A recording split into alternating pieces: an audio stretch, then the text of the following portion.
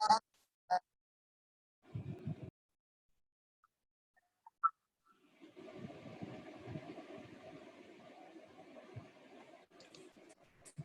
evening, everybody. Good evening, sir. Good evening, sir.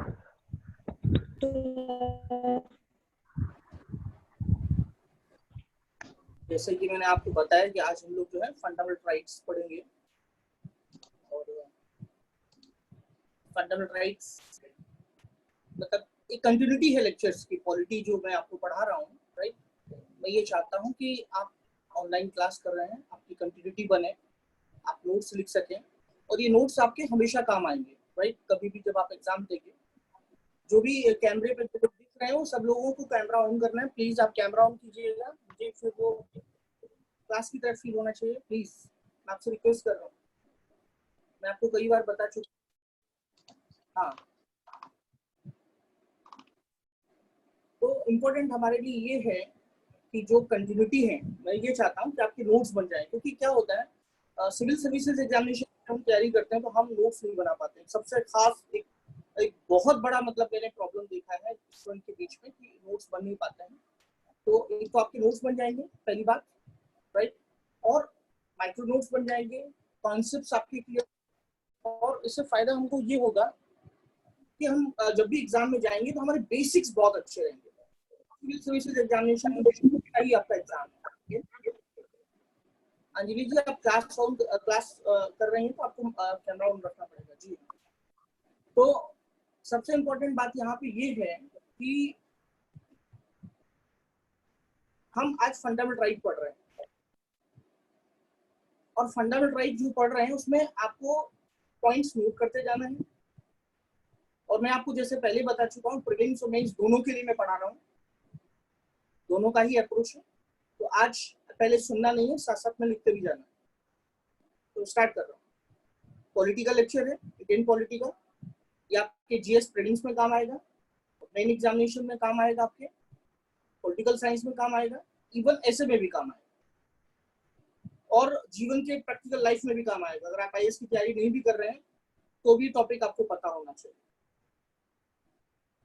तो हम fundamental right लिखेंगे, मौलिक अधिकार जिसको हम कहते हैं।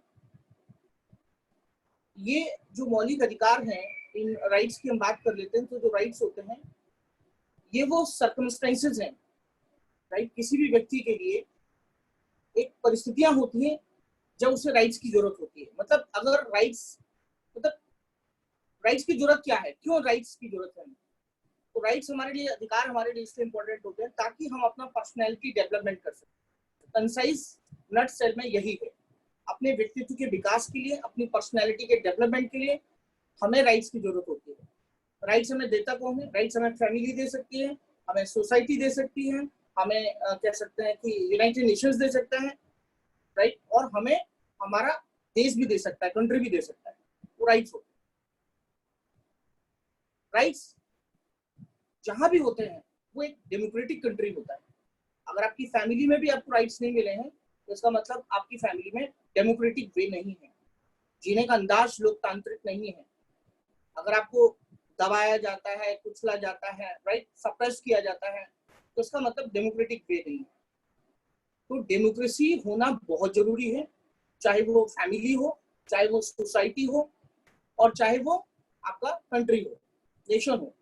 लेकिन फर्क सिर्फ इतना है, एक इम्पॉर्टेंट बात यहाँ पे ये हो जाती है कि जो एक समझदार नागरिक होते हैं, जो सिटीजन्स होते हैं हमारे, वो सिटीजन्स कभी भी उनका फायदा नहीं उठाते, मिसयूज नहीं करते हैं आपके राइट्स का। तो राइट्स का ऑब्जेक्ट क्या है ये मैंने आपको बताया कि राइट्स क्यों जरूरी हमारे लिए, हमारे जीवन के लिए। और राइट्स नहीं होंगे तो हमारा जो जीवन है वो डार्क हो जाएगा, अंधेरे में चला जाएगा, उसमें डार्कनेस आ जाएगा, अंधकार में हो जाएगा। तो ये तो मेरे राइट्स क्या होते हैं और राइट्स का ऑब्जेक्ट क्या है वो मैंने आपको। पहले समय में जो था एक स्लेवरी सिस्टम था, दास प्रथा थी, राइट।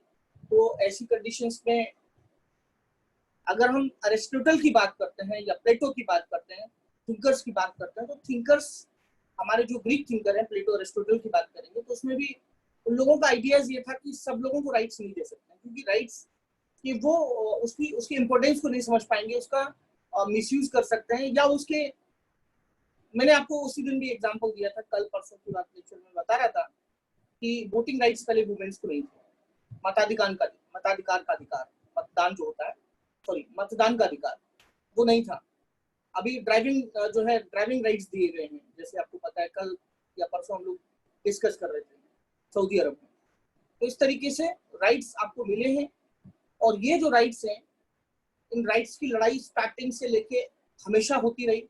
चाहे आप ब्रिटेन की बात कर लो, तो सबसे पहले अगर हम कह सकते हैं कि सबसे पहले जो रिटन डॉक्यूमेंट है राइट्स के बारे में, वो ब्रिटेन में है। मतलब इंग्लैंड की बात कर रहा हूँ, रिटन डॉक्यूमेंट जो है वो इंग्लैंड में है लिखा हुआ, क्योंकि कह सकते हैं कि अधिकारों के लिए, उसको हम मैग्ना कार्टा भी कहते हैं।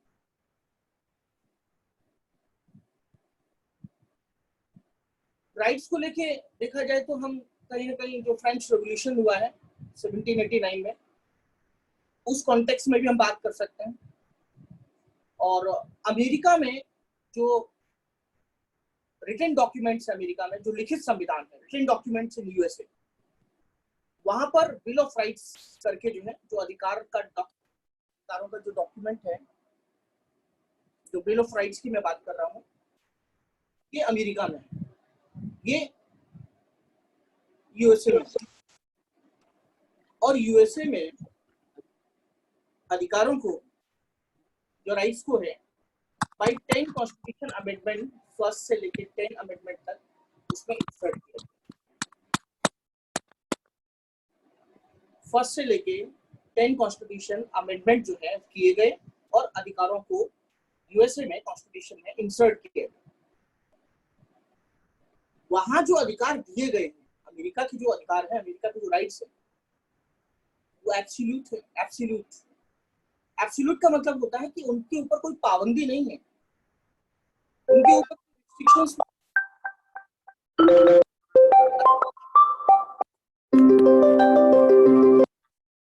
क्या आवाज कर रहे हैं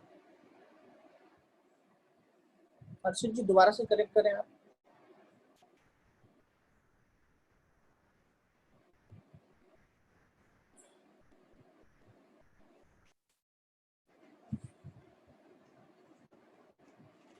तो मैं आपसे ये कहना चाहता हूँ कि जो अमेरिका में जो आपको राइट्स मिले हैं, अमेरिका में जो आपको अधिकार मिले हैं, वो आपको नहीं, मतलब अमेरिका के लोगों को, ठीक है, जो राइट्स मिले हैं वो एब्सोल्यूट फॉर्म में है। और एब्सोल्यूट का मतलब होता है उनके ऊपर पाबंदी नहीं है, रिस्ट्रिक्शंस नहीं, प्रतिबंध नहीं है। समझते जाइए मेरी बात को। जब आपको राइट्स दे दिए जाए और उस पर कोई लिमिटेशन न इम्पोज की जाए, तो हो सकता है कि आप इसका फायदा उठाएं, मे भी हो सकता है। अब डिपेंड करता है कि सिटीजन्स कैसे हैं, नागरिक कैसे हैं, मतलब किसी भी देश के जो सिटीजन्स हैं वो कैसे हैं। अब अमेरिका में लोग पढ़े लिखे हैं, हाईली एजुकेटेड हैं, आप उसको इंडिया के साथ कंपेयर नहीं कर सकते। तो वो, अब जैसे हम परसों हम लोगों का क्लास में डिस्कशन हो रहा था स्विट्जरलैंड को हो रहा था, राइट, कि वहाँ के लोग कितने हाईली एजुकेटेड हैं, पूजा बता रही थी। तो मेरे कहने का मतलब, मैं आपको यहाँ ये कहना चाहता हूँ कि वहां जो अधिकार दिए गए, एब्सोल्यूट फॉर्म में दिए गए, उससे प्रॉब्लम्स क्रिएट हुई। और जब प्रॉब्लम्स क्रिएट हुई हैं, तो इसके लिए वो मैटर जुडिशरी के पास जाने लगे, मतलब न्यायपालिका के पास जाने लगे, जुडिशरी वहां की। अब जुडिशरी ने सोचा कि मैटर्स मेरे पास बार बार आते हैं, इससे बढ़िया हम वो एक सॉल्यूशन निकालते हैं, कोई कॉन्सेप्ट निकालते हैं। तो उन्होंने कॉन्सेप्ट निकाला, और उस कॉन्सेप्ट को हम कहते हैं पुलिस पावर कॉन्सेप्ट। नोट करते हैं आपकी बात, police power concept, police power concept. अब ये क्या है police power concept? Police power concept में जुडिशरी ने स्टेट को ये राइट्स दे दिए, ये अधिकार दे दिए कि आप क्या करेंगे, आप फंडामेंटल राइट के लिए जो भी आपको रिस्ट्रिक्शंस लगाने हैं या जो रूल्स और रेगुलेशंस बनाने हैं, आप क्या रिस्ट्रिक्शंस लगाएंगे, कैसे इनको रेगुलेट करेंगे, राइट, वो आप डिसाइड कीजिए पुलिस पावर कॉन्सेप्ट। तो पुलिस पावर कॉन्सेप्ट किसने डिराइव किया? अमेरिका की जुडिशरी। अमेरिका की न्यायपालिका ने। किसको दिया? स्टेट गवर्नमेंट, वहां की गवर्नमेंट। गवर्नमेंट ने क्या किया? गवर्नमेंट ने उसको इम्प्लीमेंट किया। गवर्नमेंट ने उसको इम्प्लीमेंट किया और इम्प्लीमेंट करने के बाद जो पुलिस पावर कॉन्सेप्ट है, लेकिन यहाँ पे एक चीज है, वो ये है कि जो पुलिस पावर कॉन्सेप्ट है उसमें कहीं गवर्नमेंट मिसयूज तो नहीं कर रही है। इस चीज को रिव्यू करने का काम ये किसको दे दिया गया? ये दे दिया गया जुडिशरी को। यहाँ पे सोचने वाली बात है कि फिर भी जुडिशरी ने सब कुछ अपने पास ही रखा है। आपको पावर दे दिया, कौन सा? पुलिस पावर कॉन्सेप्ट दे दिया कि भाई आपको जो करना है कीजिए, लेकिन आप उसमें क्या रिस्ट्रिक्शंस लगाएंगे, कैसे काम करेंगे, ये रिव्यू करना मेरा काम है। तो इससे क्या स्टैब्लिश होता है? वहां जुडिशियल सुपरमेसी स्टैब्लिश होती है। हर्षित, आप सुन पा रहे हैं? हेलो हर्षित, वहां पर जो जुडिशियल जो रिव्यू है, डिस्कनेक्ट हो गया। यहाँ पे जो जुडिशियल रिव्यू है, वो जुडिशियल रिव्यू की जो पावर है अमेरिका की, वो बढ़ रही है। हर्षित, क्या बात है बेटा, डिस्कनेक्ट हो रहा है बार बार आपका कनेक्शन? ठीक है। उसके बाद यूएसए में जो है उसकी बात हमने कर दी, वहां फंडामेंटल राइट लोगों को दिए गए हैं। इंग्लैंड की बात कर लेते हैं, वहां तो रिटन कॉन्स्टिट्यूशन है, लिखा हुआ संविधान है। इंग्लैंड की बात कर लेते हैं, इंग्लैंड में अनरिटन कॉन्स्टिट्यूशन है। अब आप ये सोचो कि यार ये अनरिटन कॉन्स्टिट्यूशन है, फिर कैसा कॉन्स्टिट्यूशन है? मतलब वहां पे ऐसा है कि आपने अपने नोट्स बनाए हुए हैं, समझने के लिए बता रहा हूँ, आपने अपने नोट्स बनाए हुए हैं, स्पाइरल नहीं कराया, एक बाइंडिंग नहीं कराई है, इस पे आपने कॉन्स्टिट्यूशन लिख दिया, बस ऐसे समझ लो आप। आया समझ में?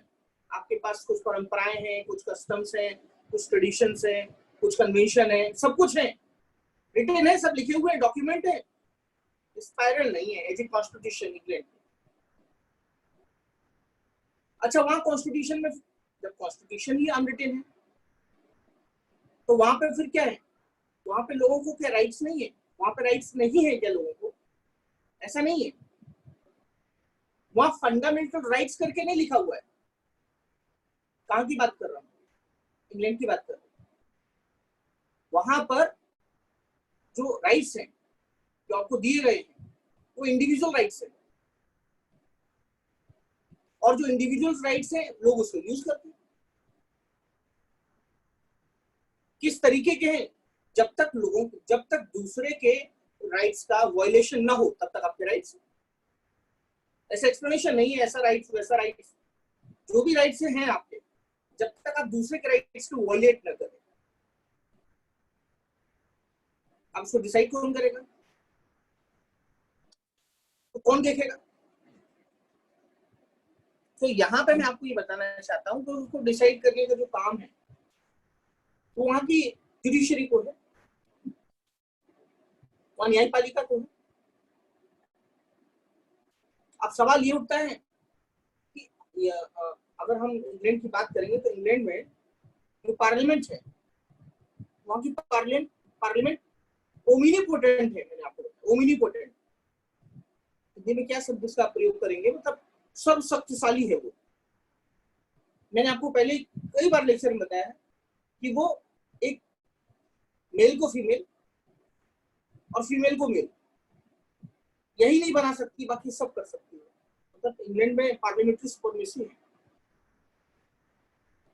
और ऐसा भी नहीं कि वहां की पार्लियामेंट ने अगर कोई कानून बनाया, कोई लॉ बनाया, तो आप उसके अगेंस्ट जुडिशरी में चले जाएंगे, ऐसा नहीं होता। वहां पार्लियामेंट्री सुपरमेसी है, वो जो डिसाइड करेंगे वही होगा। बस इतनी सी बात है। कहां पर? इंग्लैंड की बात कर रहा हूं मैं, और बाकी ऐसा बहुत कुछ नहीं है जो मैं आपको बता सकूं। जितना था मैंने आपको समझा दिया। अब हम बात करते हैं देश की आजादी की, इंडिपेंडेंस की बात करते हैं। इंडिपेंडेंस पे आते हैं। अरे राइट्स तो हमको पहले भी मिल सकते थे ना, जब चार्टर एक्ट आए थे 1773, 84, 1919 गवर्नमेंट ऑफ इंडिया, जो कि हम कॉन्स्टिट्यूशनल डेवलपमेंट में डिस्कस कर चुके हैं। 1935 गवर्नमेंट ऑफ इंडिया, वहां भी आ सकते थे, वहां भी हमें फंडामेंटल राइट्स मिल सकते थे, नहीं मिले। और जैसा कि मैंने आपको बताया कि ब्रिटिश गवर्नमेंट ने हमेशा हमें क्या किया है, मिसबिहेव किया है इंडियंस के साथ। उन्हें राइट्स नहीं दिए गए, उनके राइट्स की धज्जियां उड़ाई गई। तो इसी बात को ध्यान में रखते हुए हमारे जितने भी नेता थे, लीडर्स थे, सब यही चाहते थे कि हमें किसी न किसी तरीके से क्या मिल सके, राइट्स मिल सके, हमें अधिकार मिल सके। साइमन कमीशन जब आया था, साइमन कमीशन, तो साइमन कमीशन मतलब अधिकारों को लेके बहुत ज्यादा कह सकते हैं चिंता में हो, टेंशन में कमजोर हो गया हो, ऐसा नहीं था। अधिकारों की बात जो है कई लोगों ने की, कांग्रेस के कई सेशन में भी इस बात मुद्दा उठाया गया। लेकिन इंपॉर्टेंट है कि नेहरू रिपोर्ट में जो है, जो 1928 में आई थी, उसमें फंडामेंटल राइट्स की बात की गई कि हाँ, फंडामेंटल राइट्स होने चाहिए। जब कॉन्स्टिट्यूशन बनेगा तब हम उसमें फंडामेंटल राइट्स भी डालेंगे। और जब हम आजाद हुए, हमारा कॉन्स्टिट्यूशन बना। कॉन्स्टिट्यूशन बनाने की रिस्पॉन्सिबिलिटी किसको दी गई? डॉक्टर बी आर अम्बेडकर साहब को, जो कि हेड थे उसके। लोग तो बहुत सारे थे, अकेला डॉक्टर बी आर अम्बेडकर साहब ने नहीं बनाया, काफी लोगों का कंट्रीब्यूशन है उसमें। बट फंडामेंटल राइट जो मौलिक अधिकार हैं, उनको हमने अमेरिका की तरह नहीं किया। हमें पता था, संविधान सभा जो थी, जो कॉन्स्टिट्यूएंट असेंबली थी, वो ये मान के चल रही थी कि कहीं ऐसा ना हो कि एक दिन सरकार जो है कंप्लीट मेजोरिटी उसके पास बहुमत हो। और आर्टिकल 368 तो दे ही दिया है कॉन्स्टिट्यूशन में अमेंडमेंट करने का, तो पता चला कि पार्ट 3 को ही डिलीट कर दे, वो अमेंड कर दे, उसमें से निकाल दे उसको। तो फिर लोग क्या करेंगे? आज का दिन आप याद करो, इंदिरा गांधी नेशनल इमरजेंसी, आपातकाल लाया था, बड़े बड़े दिग्गज नेता को जेल में भेज दिया उन्होंने पकड़ के। हो सकता है। तो कॉन्स्टिट्यूशन मेकर्स ने कितना सोच समझ के जो है हम लोगों को राइट्स दे दिए, फंडामेंटल राइट्स दे दिए।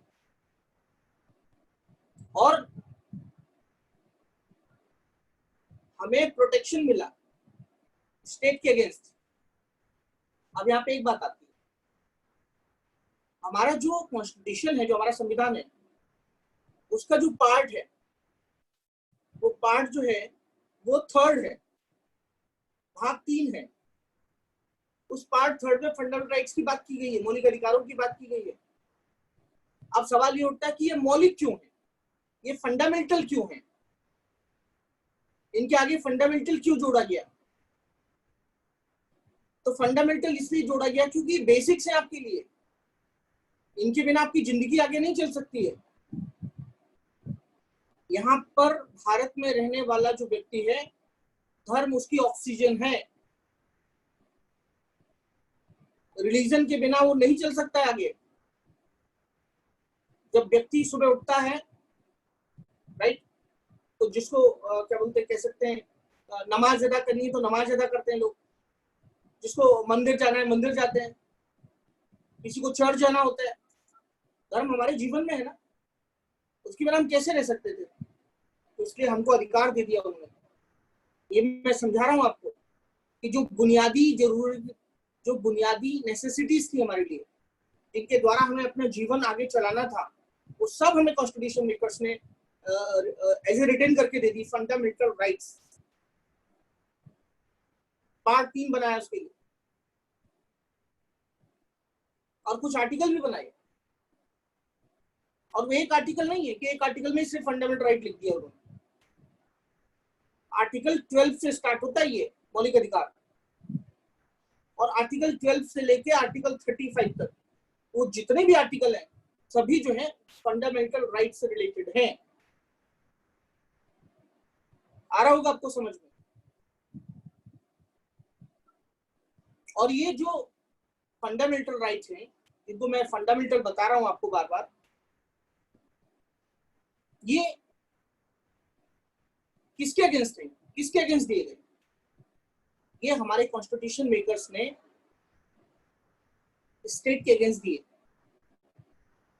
राज्य के विरुद्ध। अगर आप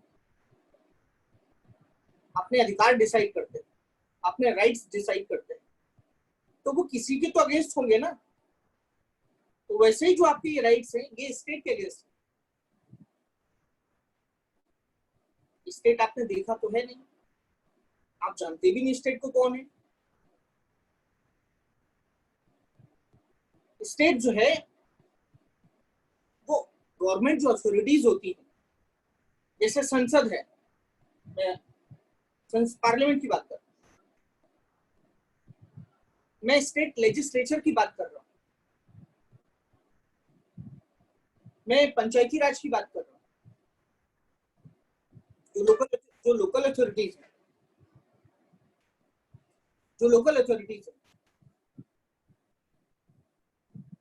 मेरे कहने का मतलब है चाहे वो क्वासी जुडिशियल बॉडी हो, चाहे वो स्टैट्यूटरी बॉडी हो, ऐसी बहुत सारी चीजें स्टेट टर्म के अंदर आती हैं, राज्य शब्द के अंतर्गत आती हैं। उनके अगेंस्ट आपको अधिकार है। क्या? मौलिक अधिकार, फंडामेंटल राइट्स। तो आपसे कोई पूछेगा कि आपके फंडामेंटल राइट किसके अगेंस्ट है, बता पाएंगे? किसी ने पूछा कि क्या आपके राइट्स इंडिविजुअल्स के अगेंस्ट भी हैं, क्या व्यक्तियों के अगेंस्ट भी हैं? बोले यस, क्यों नहीं है। अगर आप किसी होटल में जाते हैं खाना खाने के लिए और वहां कोई आपके साथ कास्ट के बेसिस पे या किसी और बेसिस पे आपके साथ डिस्क्रिमिनेशन करता है, पक्षपात करता है, ये भी तो आपके मौलिक अधिकारों का हनन है, वायलेशन है आपके फंडामेंटल राइट का। तो यहाँ पे राइट्स दिए तो गए हैं आपको, लेकिन राइट्स के साथ साथ आपको जो है उन्होंने रेमेडीज भी दी है। रेमेडीज का मतलब होता है उपचार भी दिया, ट्रीटमेंट भी दिया है।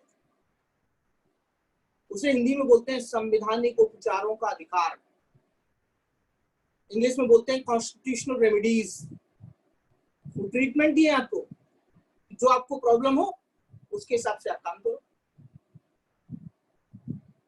तो आपके राज्य में मान लिया आपके मौलिक अधिकारों का वायलेशन हुआ, उल्लंघन हुआ उनका, तो आप कहां जाएंगे? तो आप आर्टिकल 32 के अंतर्गत डायरेक्टली सुप्रीम कोर्ट जा सकते हैं।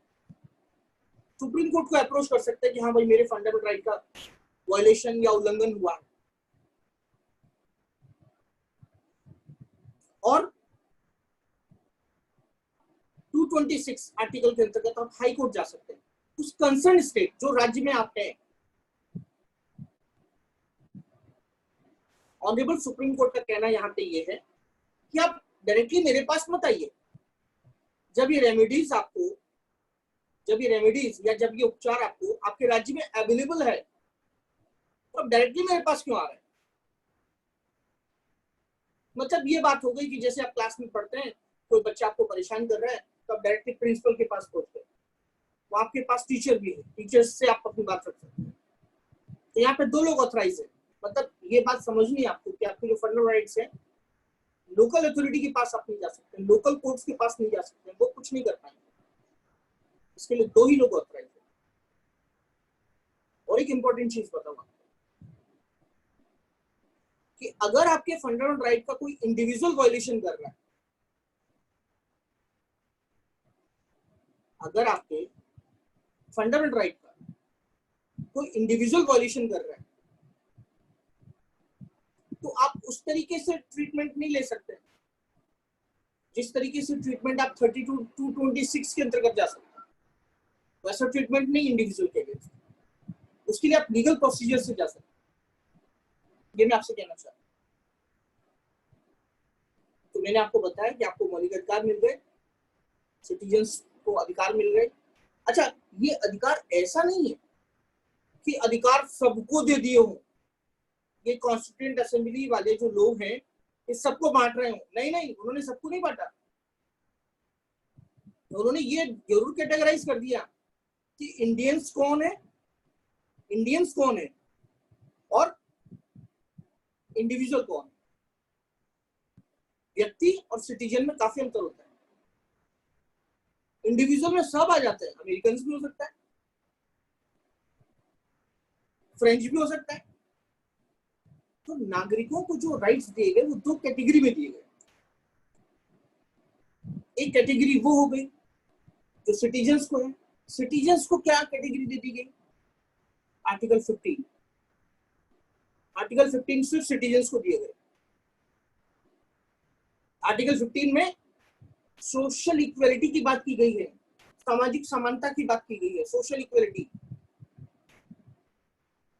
किसी भी व्यक्ति के साथ जाति, caste, religion, place of work, इन सब के साथ, इन सब को लेके डिस्क्रिमिनेशन नहीं किया जाए, पक्षपात नहीं किया जाए। ये नागरिकों को है। अब कल कोई यूएसए का सिटीजन यहाँ पे आके बोले कि नहीं साहब मेरे साथ तो प्लेस ऑफ वर्क को लेके आप डिस्क्रिमिनेशन कर रहे हैं, पक्षपात कर रहे हैं, तो ये बात तो लागू नहीं होती है, क्योंकि तो सिटीजन्स के लिए आर्टिकल 30 भी है। कौन कौन से बताएंगे आपको? 15,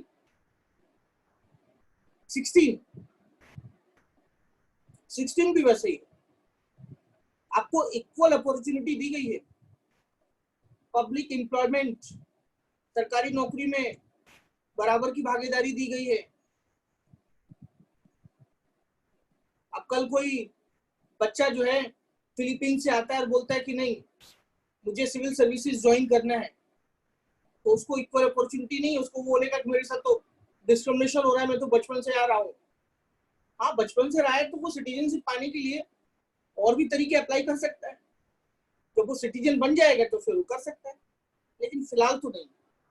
मेरी बात आपको समझ में आई होगी कि हमारे नागरिकों को कुछ अधिकार नागरिकों को दे दिए गए, कुछ नॉन सिटीजन्स को भी दे दिए गए। तो हमको ये याद करना है, हमें ये याद करना है कि कौन कौन से सिटीजन्स को स्पेशली है। तो बाकी के याद करने की जरूरत ही नहीं, बाकी तो सबको है। तो ऐसे याद करना, दोनों कैटेगरीज में पता चला आप याद कर रहे हैं, तो ये समझने वाली बात नहीं, समझदारी भी नहीं। अच्छा, कुछ राइट्स हमारे जो हैं निगेटिव सेंस में, कुछ राइट्स नेगेटिव सेंस में और कुछ राइट्स पॉजिटिव सेंस में। अब मैं आपको ये बात समझा देता हूँ, ये नेगेटिव सेंस और पॉजिटिव सेंस क्या होता है, नकारात्मक और सकारात्मक में क्या अंतर है। बेटा डिफरेंस यहाँ ये है कि जहां पर बोल दिया आप ये नहीं कर सकते, आप वो नहीं कर सकते, मतलब स्टेट को जहां पर प्रोविजन है, प्रतिबंधित है, तो वो नेगेटिव सेंस है।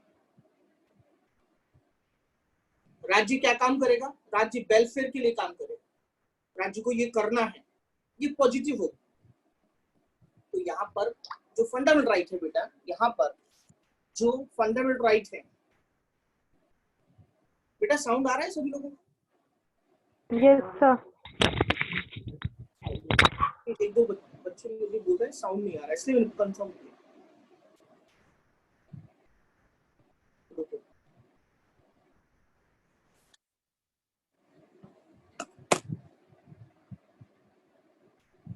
हाँ, तो मैं आपको ये कह रहा था, मैं आपको ये बता रहा था कि हमारे जो फंडामेंटल राइट हैं पॉजिटिव भी हो गए और नेगेटिव सेंस में भी हो गए। तो उनको कैसे आप कैसे आइडेंटिफाई करेंगे कि जहां पर स्टेट को ये बोला गया कि स्टेट ये नहीं करेगा, ये नेगेटिव है, और जहां पर स्टेट को पॉजिटिव एक्शन करने के लिए बोला है वो पॉजिटिव हो गए।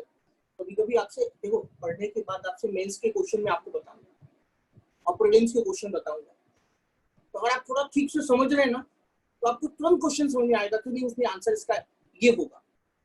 तो ये डिफरेंट डिफरेंट टाइप की क्लासिफिकेशन है, डिफरेंट डिफरेंट टाइप के वर्गीकरण है। इस आधार पर हम फंडामेंटल राइट्स को डिवाइड कर सकते हैं, बांट सकते हैं। तो पहले तो मैंने आपको बताया कि ये जो फंडामेंटल राइट होते हैं ये किसके अगेंस्ट है? राज्य के विरुद्ध। फिर मैंने बताया कि राज्य के साथ साथ इंडिविजुअल के अगेंस्ट भी है।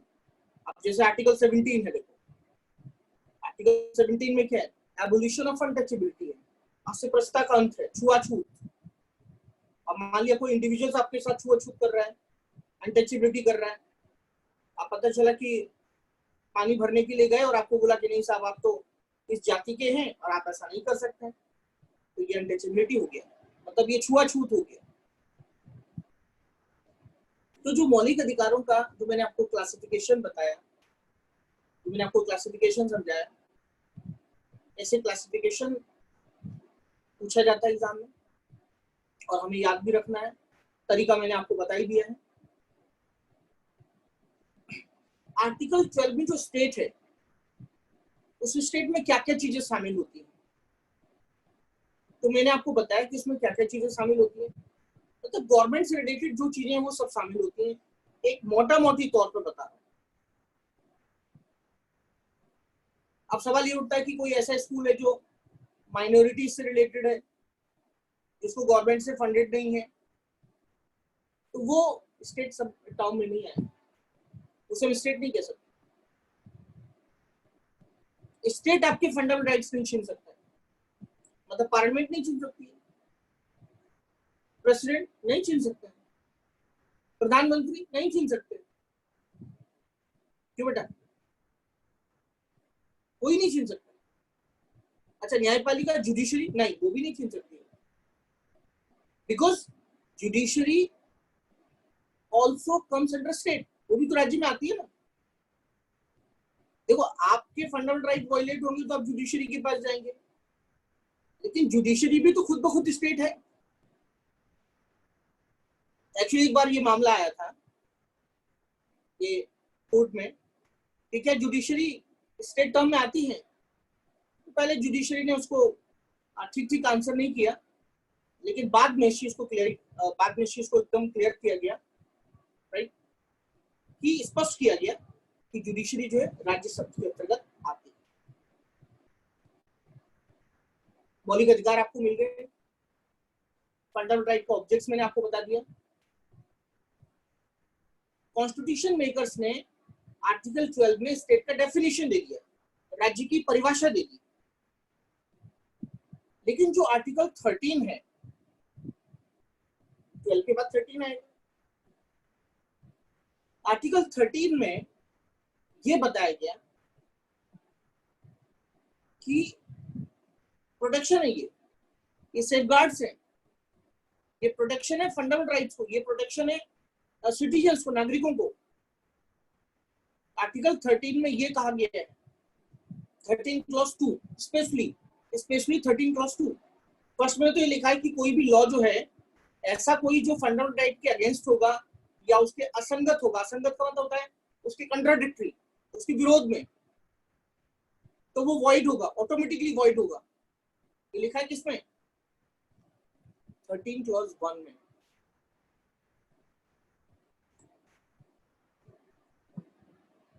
थर्टीन क्लॉज 2 की बात कर रहा हूं। 13 क्लॉज 2 में ये लिखा है, ध्यान से समझना है, कोई भी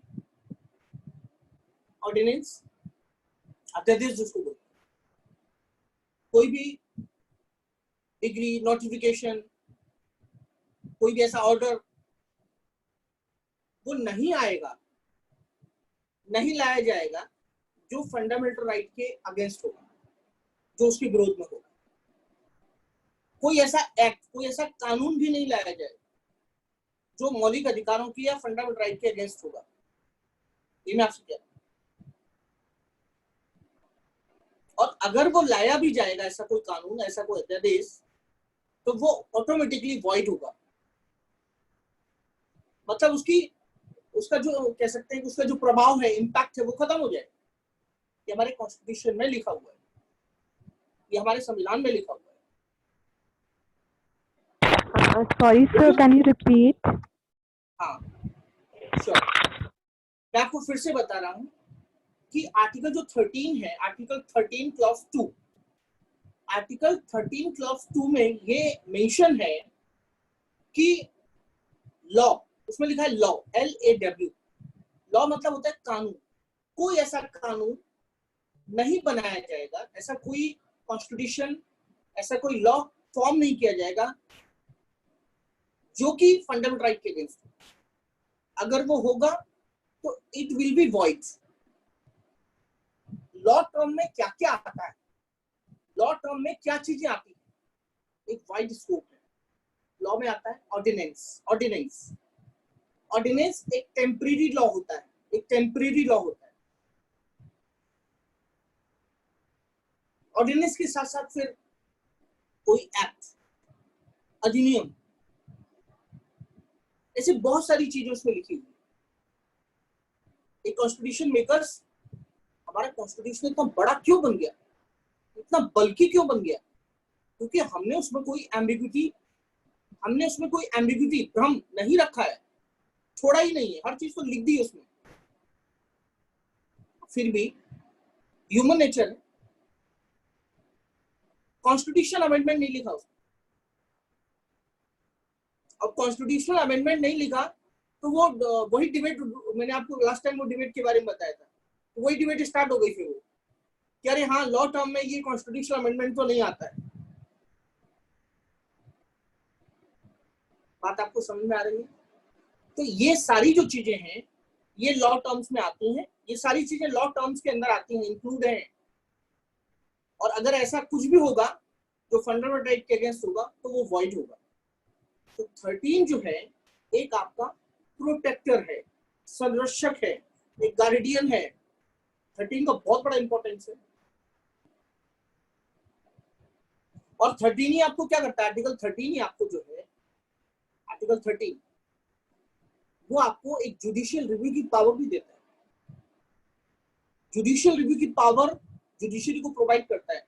डायरेक्टली नहीं कहा गया है, इनडायरेक्टली देखो आप, क्योंकि जब उसमें लिखा है कि ऐसा कोई कानून, ऐसा कोई लॉ फॉर्म नहीं किया जाएगा जो आपके फंडामेंटल राइट के अगेंस्ट हो, और आप कर रहे हैं, आप बना रहे हैं, तो automatically comes under judicial review. तो उससे जुडिशियल रिव्यू का जो है सेंस निकल रहा है, देखो आप आर्टिकल 13 से।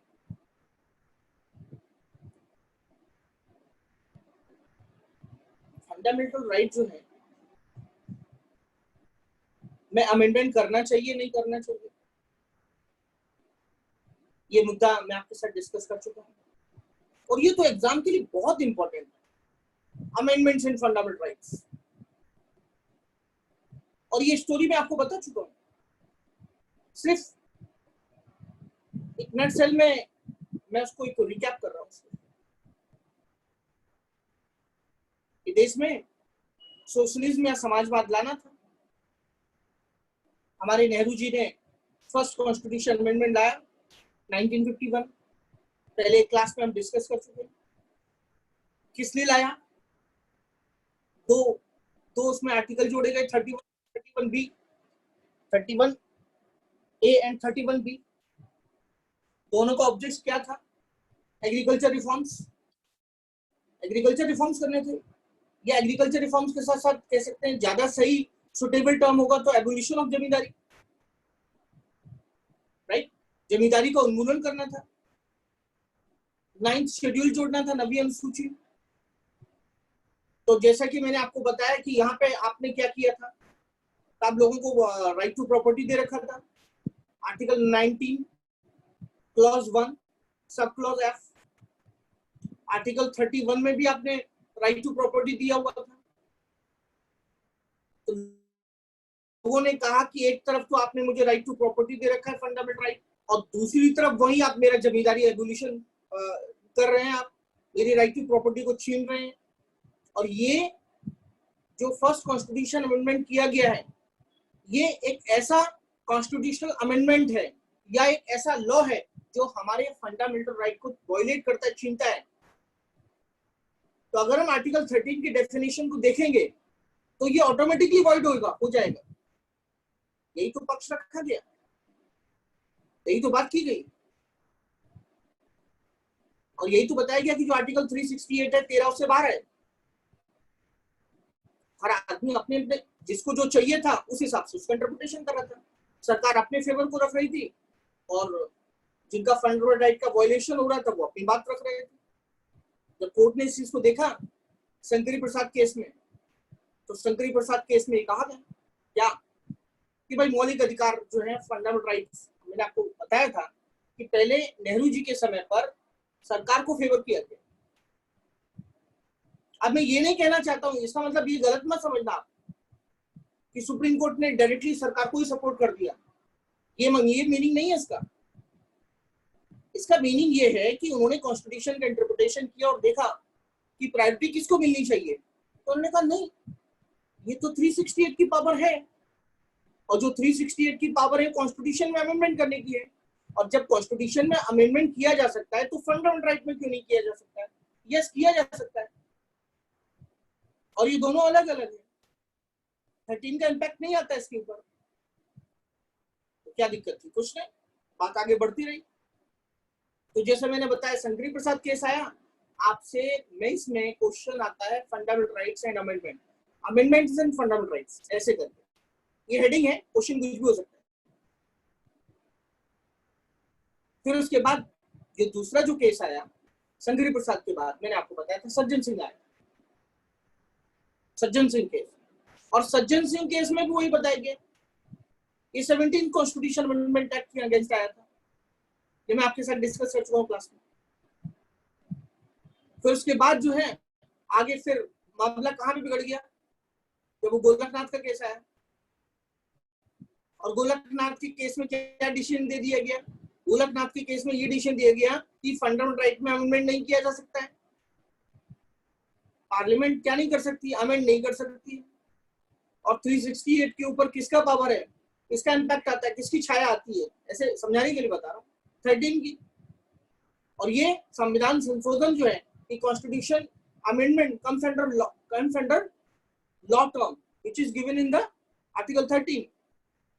तो जब गोलकनाथ में ये मैटर में आ गया, जब मैटर, तो ये इससे क्या हो गया, सरकार को दिक्कत हो गई, गवर्नमेंट को परेशानी हो गई। अब इंदिरा गांधी गवर्नमेंट ने क्या किया, 24वां संविधान संशोधन कर लिया उन्होंने, 24 कॉन्स्टिट्यूशन अमेंडमेंट एक्ट 1971। और जब 24 कॉन्स्टिट्यूशन अमेंडमेंट एक्ट 1971 किया उन्होंने, तो उसमें ये प्रोविजन कर दिया उन्होंने, आर्टिकल 368 में ही चेंजेस कर दिए, क्लॉज 5 जोड़ दिया, क्लॉज 5 इंसर्टेड, और ये कहा कि parliament have the unlimited power to amend the Indian constitution. हमारी जो संसद के पास जो शक्ति है वो असीमित है, इस पर कोई चैलेंज नहीं किया सकता, इस पर कोई कंट्रोल नहीं किया जा सकता है, इसका जुडिशियल रिव्यू नहीं किया जा सकता है। मतलब यहाँ पर सरकार ये चाह रही थी कि हम पार्लियामेंट्री सुपरमेसी को एस्टैब्लिश कर लें। 24 कॉन्स्टिट्यूशन अमेंडमेंट की बात कर रहा हूँ मैं आपके सामने, 24वां संविधान संशोधन। आर्टिकल कौन सा बोला आपने? आर्टिकल कौन सा बोला? 368 क्लॉज 5। ओके। उसके बाद फिर जो है, फिर आपको पता होगा कि आगे से फिर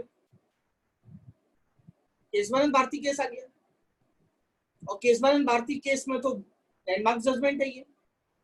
केशवानंद भारती में कहा गया ठीक है, आपके पास अमेंडमेंट की पावर है, parliament can amend the Indian constitution but can not destroy the basic structure of Indian constitution. Basic structure के कॉन्स्टिट्यूशन में जो बेसिक स्ट्रक्चर का कॉन्सेप्ट है उसको आप क्या नहीं कर सकते, डिस्ट्रॉय नहीं कर सकते। तो केशवानंद भारती आ गया। तो उसके बाद क्या हुआ, उसके बाद फिर से 42वां संविधान संशोधन आया, 42nd constitution amendment act.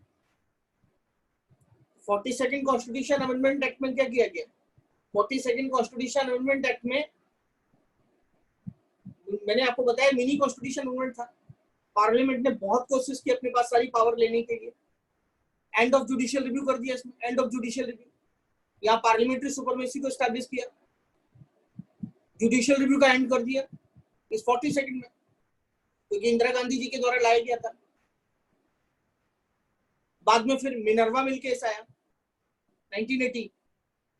Minerva mill case में क्या किया गया, जुडिशियल रिव्यू रीएस्टैब्लिश।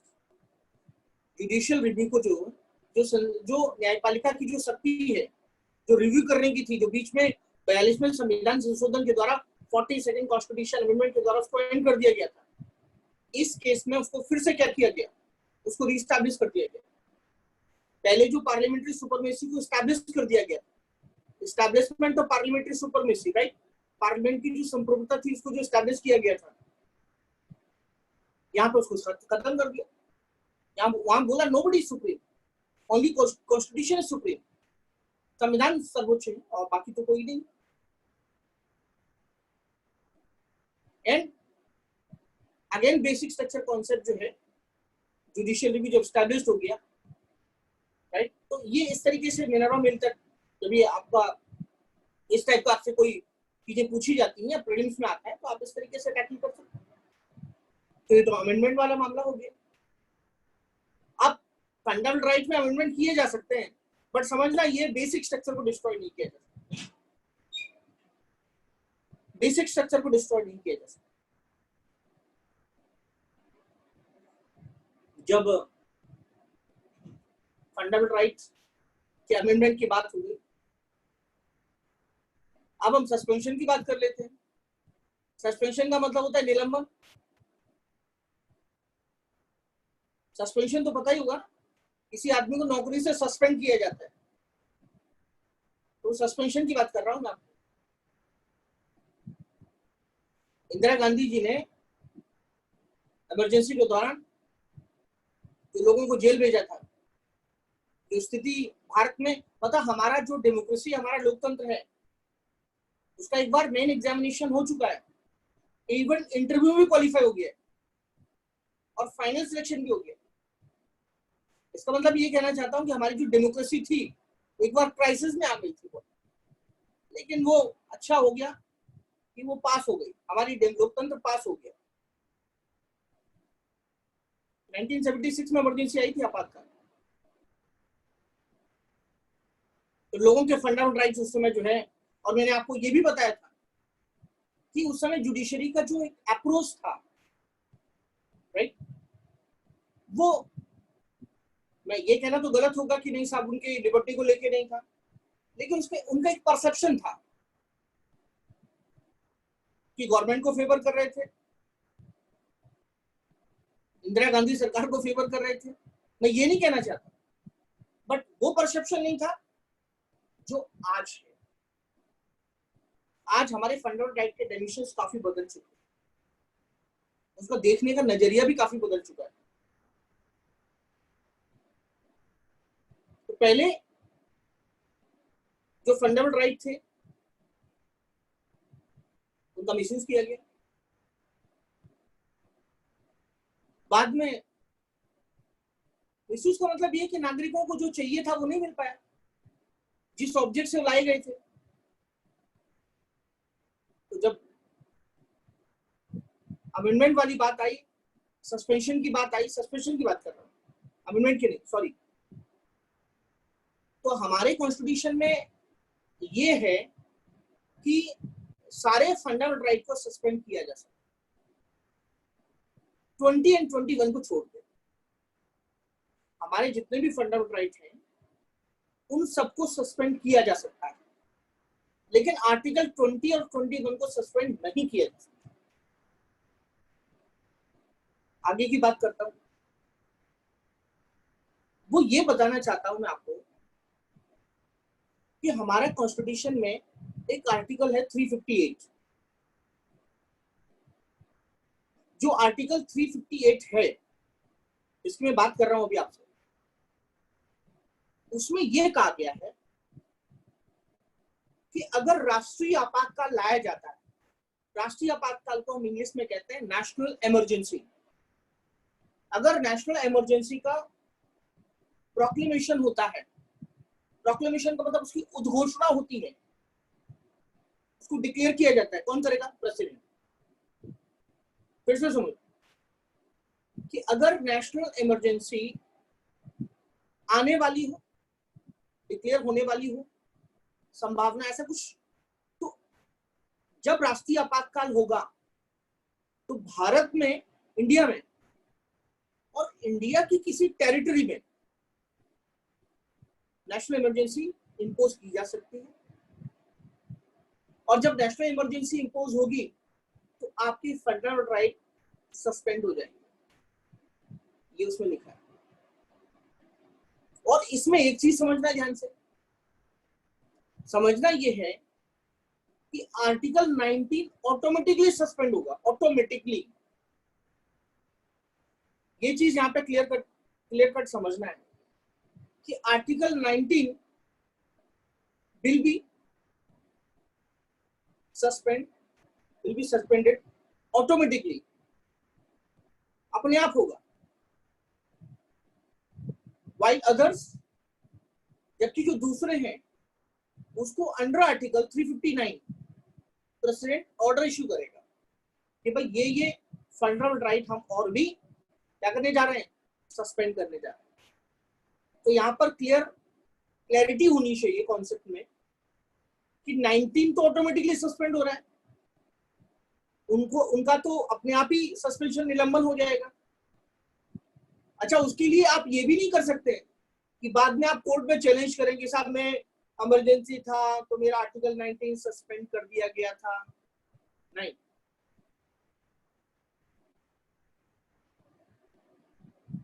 अब क्या आप इस बात को समझ पाए हैं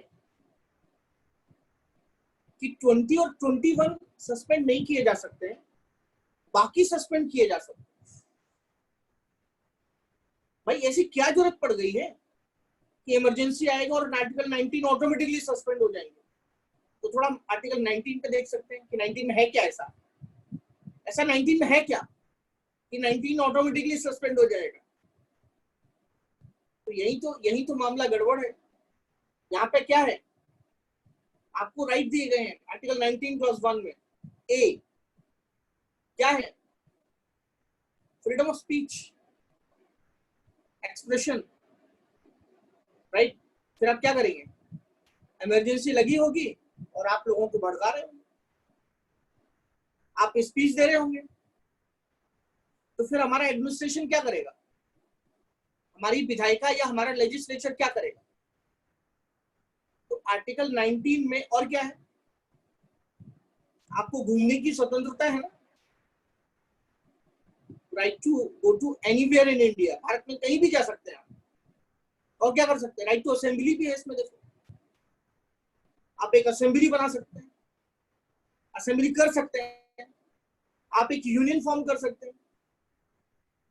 तो ये कहीं ना कहीं चीजें नेतागिरी से निकल के आती है, ये मुद्दा भड़काने वाला लगता है, और ये हमारे एग्जीक्यूटिव को और हमारी पार्लियामेंट को टेंशन हो सकता है, और हमारा जो लेजिस्लेचर है और हमारा जो एडमिनिस्ट्रेशन एग्जीक्यूटिव है उसके लिए प्रॉब्लम्स क्रिएट हो सकती हैं। इसलिए आर्टिकल 19 को जड़ से ही खत्म कर दिया, बोला नहीं ऑटोमेटिकली सस्पेंडेड, आपातकाल जब होगा। तो मुझे ऐसा लगता है कि आपको समझ में आया होगा कि भाई आर्टिकल 19 क्यों सस्पेंड होता है। आगे की बात करते हैं, तो उसमें यह भी लिखा है कि बाकी के लिए ऑर्डर जो है मान लिया इशू किया जाएगा। अब प्रेसिडेंट साहब बोले कि साहब ऐसा करते हैं कि आर्टिकल 25 से लेके 28 तक वो भी सस्पेंड कर देते हैं। मेरी बात समझ में आ रही है? क्योंकि होगा ये, जब इमरजेंसी होगी तो लोग मंदिर में जाएंगे, मस्जिद में जाएंगे, चर्च में जाएंगे, और क्या होगे, सब लोग मिलके खड़े हो जाएंगे, और हो सकता है कि वहां वो डिस्कशन ना हो, कुछ और ही डिस्कशन हो जाए और मामला बिगड़ जाए। मेरी बात समझ रहे ना? और एडमिनिस्ट्रेशन के लिए दिक्कत हो जाए। तो एडमिनिस्ट्रेशन क्या कर सकता है, राष्ट्रपति जी नोटिफाई कर देंगे कि हाँ आर्टिकल 25 से लेकर 28 भी सस्पेंडेड है। लेकिन हमारे प्रेसिडेंट साहब कौन कौन से आर्टिकल को सस्पेंड करेंगे ये उनको मेंशन करना पड़ेगा ऑर्डर में। ये बात क्लियर होनी चाहिए। अब ये गवर्नमेंट के ऊपर डिपेंड करेगा कि गवर्नमेंट कौन कौन से फंडामेंटल राइट को सस्पेंड करे। एक नई चीज कि आपका 20 और 21 सस्पेंड नहीं होगा, तब ये क्यों नहीं सस्पेंड होगा? 21 में आर्टिकल 21 जो है उसमें आपको right to life and liberty दिया गया, आपको जीवन जीने की स्वतंत्रता है, आपको लिबर्टी है जीवन जीने की। और आप भारत में किस लिए रह रहे हैं, इंडिया में आप किस लिए रह रहे हैं? इंडिया में आप इसलिए रह रहे हैं क्योंकि आप एक तो भारत के नागरिक हैं और हमारा प्यारा भारत है और इस भारत के हम नागरिक हैं और हमें प्राउड है। लेकिन हम ये नहीं चाहते कि ऐसा ना हो कि जिस सरकार को हमने इलेक्ट किया वही सरकार हमारा गला छीन ले।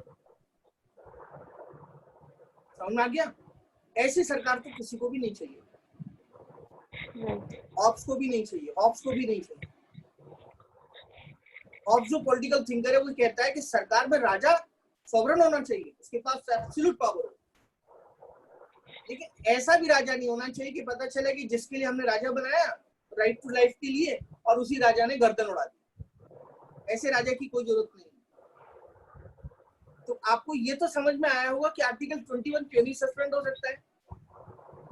आपकी जान नहीं ली जा सकती है, इतना तो बख्शा गया है। राइट टू लाइफ, लाइफ को भी बख्शा गया और लिबर्टी को भी, आपकी स्वतंत्रता, right to life and liberty. तो ये तो हो गया आपका 21। 21 का राइट इंपॉर्टेंट है ना आपके लिए कि नहीं है? Yes, sir. जीवन जीने का अधिकार, तो 21 इंपॉर्टेंट है। 21 के साथ साथ क्या इंपॉर्टेंट है? आर्टिकल 20 भी इंपॉर्टेंट है।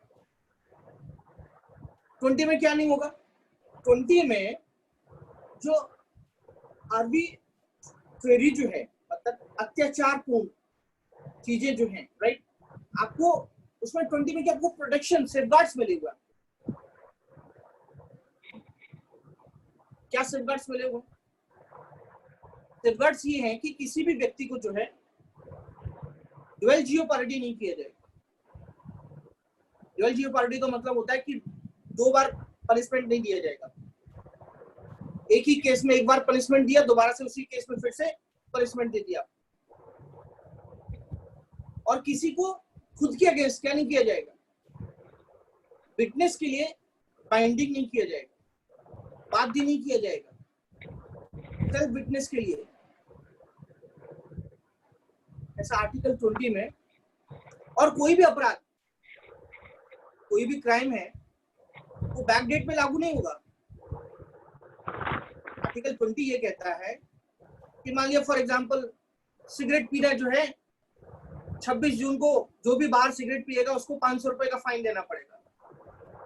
अब साहब 25 जून है, मेरा मूड कर रहा है, मैंने सिगरेट जलाई, पीने लगा मैं, तो पता चला कोई आया, उसने कहा लो 500 रुपए का फाइन आपको देना पड़ेगा।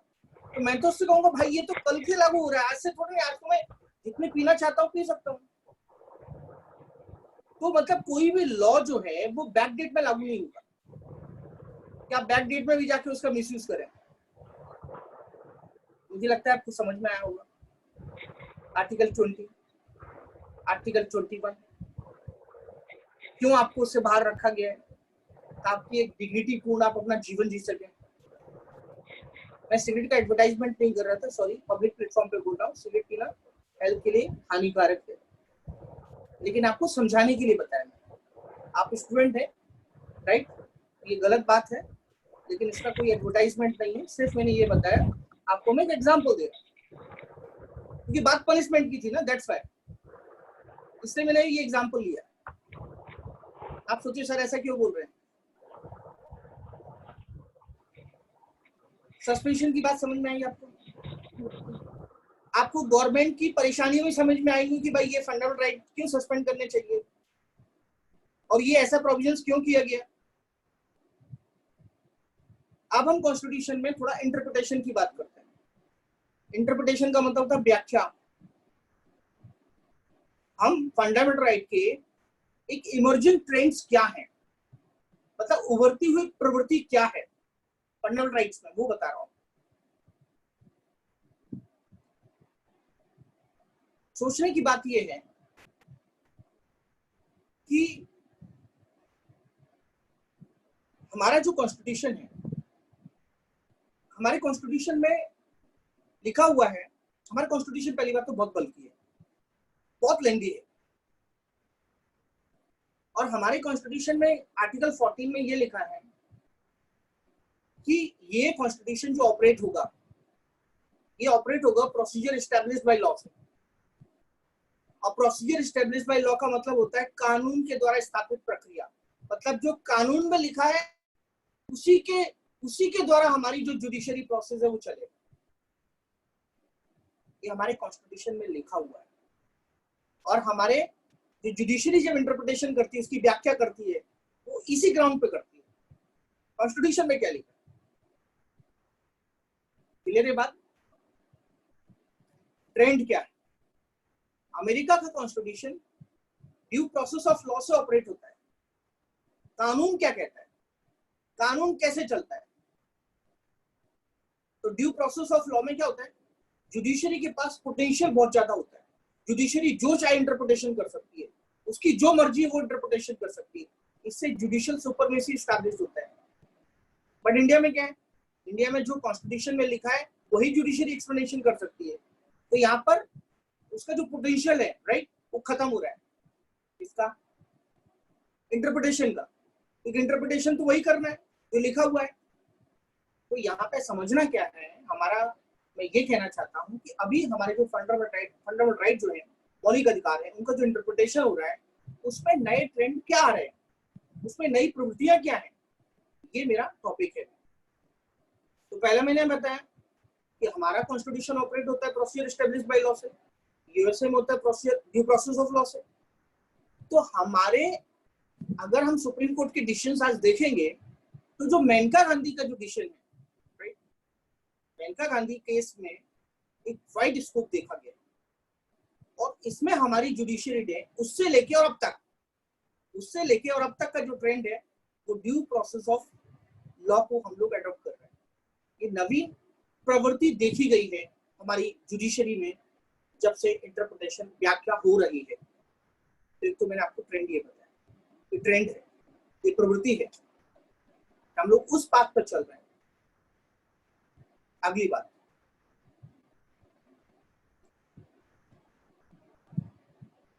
एक गोपालन केस करके है, उसमें एक ही गोपालन केस, उसमें यह बताया गया था कि जब हम अपने किसी आर्टिकल को देखेंगे, कॉन्स्टिट्यूशन को देखेंगे, तो हर आर्टिकल का जो एग्जिस्टेंस है, उसका जो अस्तित्व है वो इंडिपेंडेंट है, वो स्वतंत्र है और उसको उसी रूप में देखा जाना चाहिए। अब आप सोचिए सर पता नहीं कौन सी फिलॉसफी यहाँ पे बता रहे हैं, कौन सा दर्शन बता रहे हैं कि उसको अलग रूप में देखा जाना चाहिए। ये हमारी जुडिशरी का कहना है। हर आर्टिकल को हमने इंडिपेंडेंट देखा, बाद में हमारी जुडिशरी में चेंजेस किया। मेनका गांधी केस में अगर आप देखोगे तो चेंजेस हुआ है। हमने ये महसूस करने की कोशिश की है उसमें कि कॉन्स्टिट्यूशन, बहुत सारी वेरियस आप सुप्रीम कोर्ट की केसेस देखेंगे तो उसमें ये देखा गया है कि हमारा जो कॉन्स्टिट्यूशन है, उसके जो आर्टिकल्स हैं, उसके जो वेरियस पार्ट्स हैं, वो एक दूसरे से इंटर रिलेटेड हैं। अगर हम किसी आर्टिकल को समझ पाए तो हम उसको इंडिपेंडेंट नहीं समझ सकते हैं।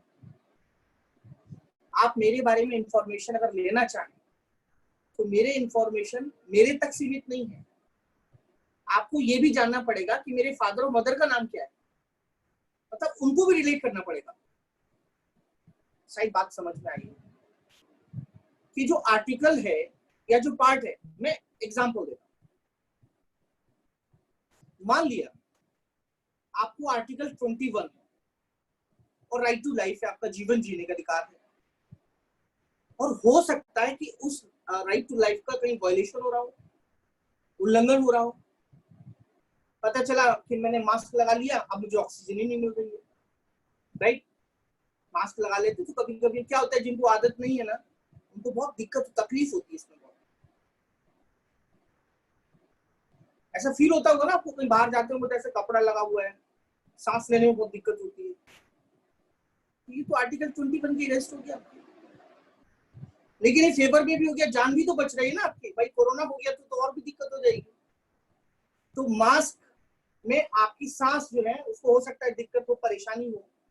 तो मैं यहाँ पे ये कहना चाहता हूँ कि वो आपके आर्टिकल 21 को जब हम इंटरप्रिटेशन करेंगे तो आपके जहां जान का खतरा है, आपके साथ कोई ऐसी प्रॉब्लम क्रिएट कर रहा है और वो लॉ एंड ऑर्डर के कारण है, मान लिया आपका मास्क छीन के भाग जाता है कोई, क्योंकि मास्क की कमी हो गई, एक एग्जाम्पल ले रहे हैं हम खाली, बाकी कोई ऐसी कमी होने वाली है नहीं, क्योंकि आज 10-15 रुपए मास्क मिल रहे हैं, लोग तो घरों में रूमाल लगा सकते हैं आप।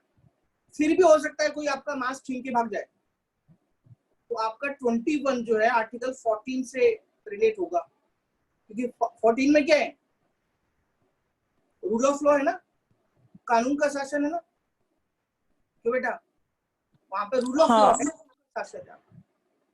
तो अब देखो, अब आप बोल रहे थे आर्टिकल 21 है मेरा, 21 है, 21 किससे रिलेट हो गया? 19 से हो गया, सॉरी इससे 14 से रिलेट हो गया।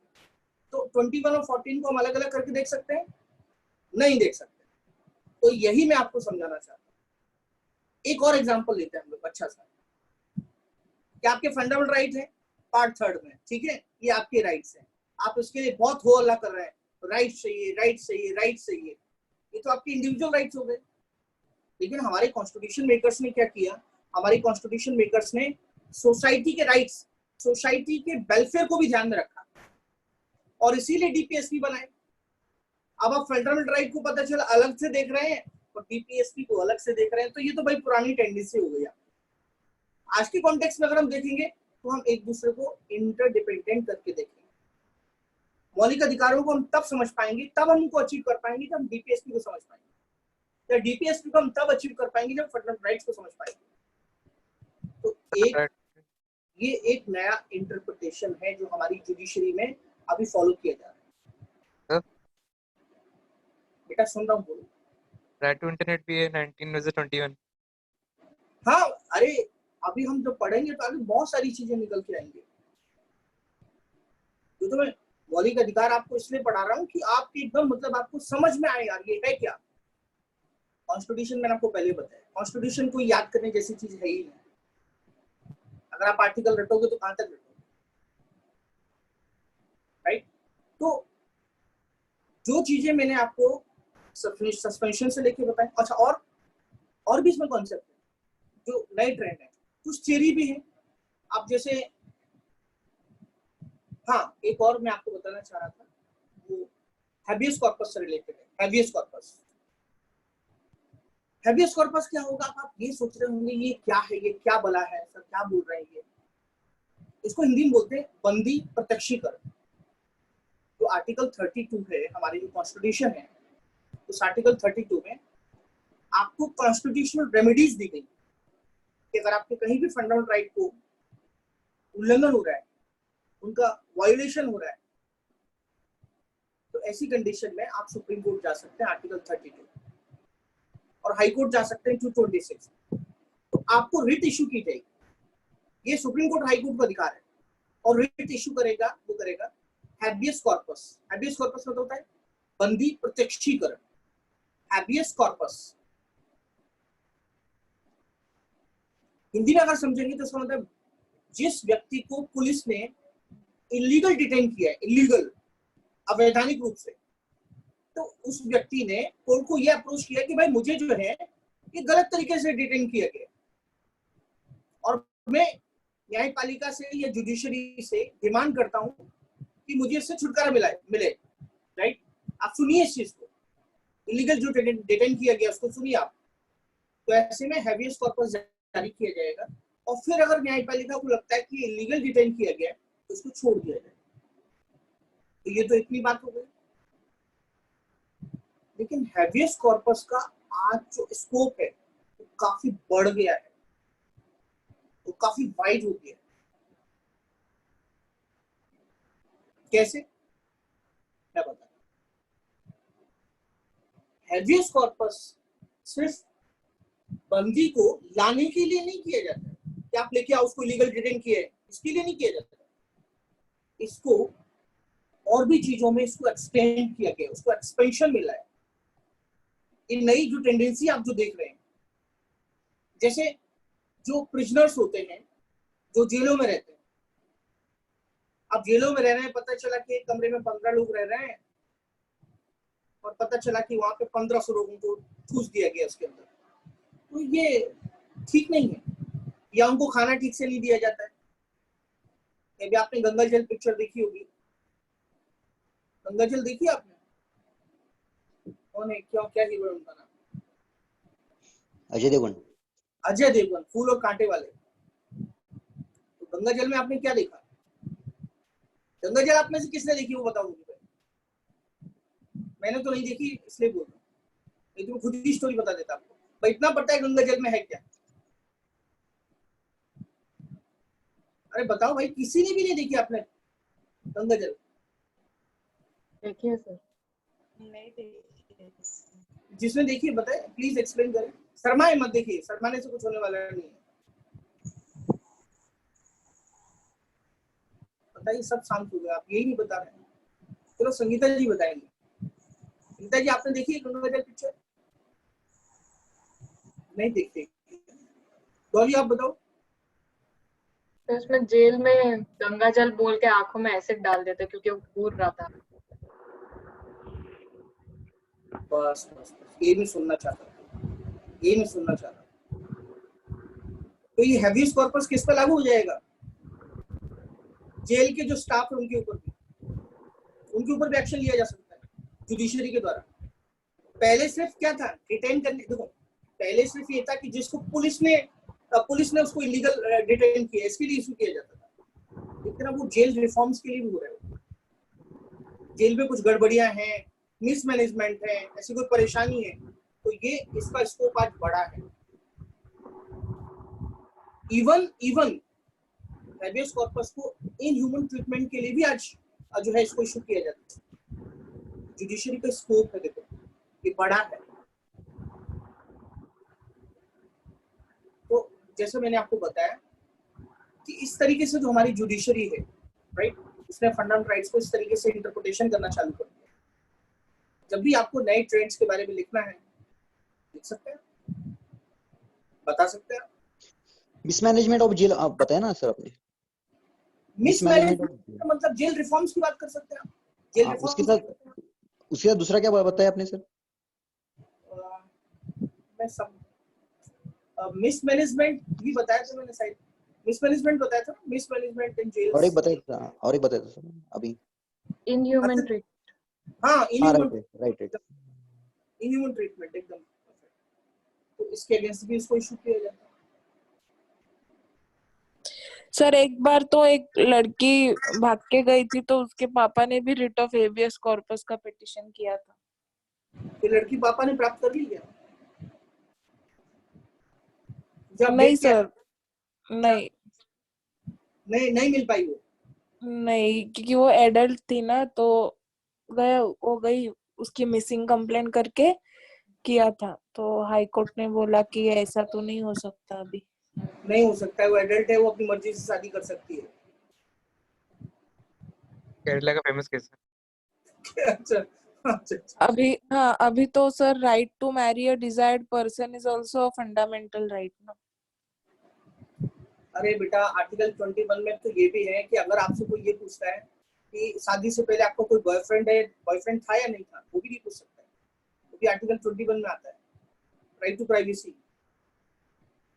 मतलब अगर आप इतने कानून के जानकार बनना चाह रहे हैं तो बता रहा हूँ, अदरवाइज हमको सिविल सर्विसेज से ही लिमिटेड रहना है। तो पूजा जी मैंने सही बताया? पूजा जी नहीं, सॉरी, पूजा। तो पूजा बेटा। हाँ सर, सही बताया। ठीक है। अभी तो सर अभी हम लोग तो सब वेस्टर्नाइजेशन ही कर रहे हैं ना, तो ये सही है, ऐसा मुझे तो लगता है कि इतनी तो प्राइवेसी होनी चाहिए। अभी इतनी प्राइवेसी होनी चाहिए, सही बात है। हाँ। अभी हम लोग राइट टू प्राइवेसी पे आएंगे तभी सब मुद्दे डिस्कस कर लेंगे, ठीक है ना? स्कोप है हमारे पास उस समय पूरा, ठीक है। तो हम जो बता रहे हैं आपको कि किस तरीके से जो हमारी जुडिशरी है उसने क्या क्या कॉन्सेप्ट्स लाए हैं, वो आप लिख सकते हैं। कुछ थियोरी भी है जो कि फंडामेंटल राइट्स में इंप्लीमेंट होती है, मतलब कुछ थियरीज हैं जो फंडामेंटल राइट के इंटरप्रिटेशन पर लागू होती है। थियरीज क्या क्या है? थियरीज अगर आप कॉन्स्टिट्यूशन में देखोगे तो ये है कि देखो, जैसे मान लिया फॉर एग्जांपल पार्लियामेंट ने एक लॉ बनाया, पहले मैं समझा देता हूँ। पार्लियामेंट ने एक लॉ बनाया, अब लॉ बनाया, वो इम्प्लीमेंट हो गया, पता चला कि वो जुडिशरी के पास जुडिशियल रिव्यू के लिए चला गया, मतलब न्यायिक पुनर्विलोकन के लिए चला गया। अब जब न्यायिक पुनर्विलोकन को चला गया तो उसमें से ये जुडिशियल रिव्यू को जब वो गया तो जुडिशरी को ये लगा कि यार इसमें से जो 2 प्रोविजन है ये गलत है, ये कॉन्स्टिट्यूशन के अगेंस्ट है। बात समझ में आ रही है आपको? ये कॉन्स्टिट्यूशन के अगेंस्ट है। तो हमारी जुडिशरी क्या करेगी, पूरे लॉ को या पूरे एक्ट को इलीगल नहीं बताएगी, पूरे लॉ को या पूरे एक्ट को अनकॉन्स्टिट्यूशनल डिक्लेयर नहीं करेगी। ओनली सिर्फ और सिर्फ वो जो भी 2 हो, राइट, या 2 हो, 3 हो, 4 हो, उनको वो बाहर कर देगी, उनको वो हटा देगी कि साहब ये हटा दीजिए, बाकी का सब ठीक है, बाकी का सब ओके है। तो इसको हम बोलते हैं थियरी ऑफ सेपरेबिलिटी या थियरी ऑफ सेपरेशन। सेपरेशन अलग बात हो गई, वो ऑर्गेन्स के बीच हो गया, राइट। तो आप जब कॉन्स्टिट्यूशन पढ़ोगे तो उसमें एक थियरी आती है, हिंदी में बोलते हैं कि ऐसा क्या बोलेंगे हिंदी में? हिंदी में इंग्लिश में डॉक्ट्रिन ऑफ सेपरेबिलिटी। हाँ, सेपरेबिलिटी, वही मैंने बताया। समझ में तो आ गया होगा आपको, हिंदी में भी समझ में, साइंस में तो आ गया होगा आपको। आगे की बात करते बेटा।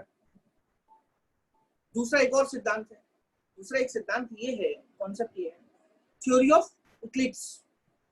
ग्रहण लगता है ना, ग्रहण। तो मतलब अगर कोई भी कानून, कोई भी लॉ ऐसा है जो फंडामेंटल राइट के अगेंस्ट है, राइट, पहले से कोई ऐसी परंपरा चली आ रही है, पहले से कोई कानून ऐसा चला रहा है, तो जो प्रोविजन है या जो उसके पॉइंट्स हैं, उन सब पे क्या हो जाएगा, शेडो आ जाएगा, उन सब पे शेडो आ जाएगा, छाया आ जाएगी, मतलब वो डेड हो जाएंगे। उस लिमिटेशन तक, उस सीमा तक, उस एक्सटेंट तक जहां तक वो फंडामेंटल राइट को क्या कर रहे हैं, वायलेट कर रहे हैं, उल्लंघन कर रहे हैं, वहां तक। तो ये हो गया थ्योरी ऑफ इक्लिप्स। एक और ऐसा एक सिद्धांत है, थ्योरी ऑफ वेवर, राइट। क्या है बेटा ये? हर से अपने फंडामेंटल राइट्स को मतलब वेव नहीं कर सकते, छोड़ नहीं सकते। हाँ, आप बोले नहीं साहब मुझे फंडामेंटल राइट की जरूरत नहीं है, जबरदस्ती पकड़ के दिए जाएंगे आपको। समझ में आ गया? आप छोड़ के भाग नहीं सकते इनको, ये भी ध्यान रखना। इम्पोज करती ही जाएंगे आपको। सर क्या बताया? थ्योरी ऑफ वेवर, स्पेल करेंगे? WAVIER, sorry, WA for victory. आप नेट पे टाइप कर लीजिए। ये माइक थोड़ा बंद कीजिए प्लीज, माइक किसका वो रिपीटेशन आवाज आ रहा है। WAVIER।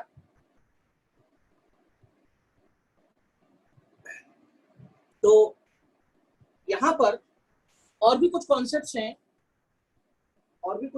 हैं, जो कि आप जब मेंस एग्जामिनेशन में लिखेंगे तो मेन एग्जामिनेशन में के समय कभी कई कॉन्टेक्स्ट आता है कोई चीज का, तो इस समय आप उस चीज को बता सकते हैं कि ये चीजें जो हैं, जो मैंने आपको थियरी बताई, वो थियरी ऑफ इक्लिप्स के बारे में बताया मैंने आपको।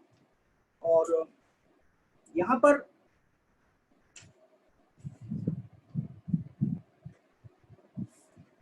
डॉक्ट्रिन ऑफ वेवर मतलब है, जो स्पेलिंग है वो है WAIVER, V for victory, WAIVER, doctrine of waiver. Sir theory of separability, doctrine of waiver, तीसरा डॉक्ट्रिन क्या था सर, रिपीट करेंगे? डॉक्ट्रिन ऑफ लिख सकते हैं, doctrine of lifting the veil, V for victory, VEIL, V for victory, EIL, doctrine of lifting the veil। इसको लिख लेते हैं थोड़ा, ये क्या है। पहले वाले की तो आप समझ चुके होंगे कि डॉक्ट्रिन ऑफ वेवर क्या है। आपको फंडामेंटल राइट्स आप उनको छोड़ नहीं सकते हैं। दूसरा इसमें जो है वो ये है, लिख सकते हैं टू टेस्ट, आप लिख सकते हैं to test of constitutional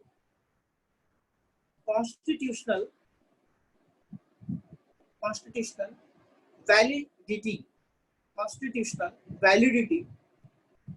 of the act,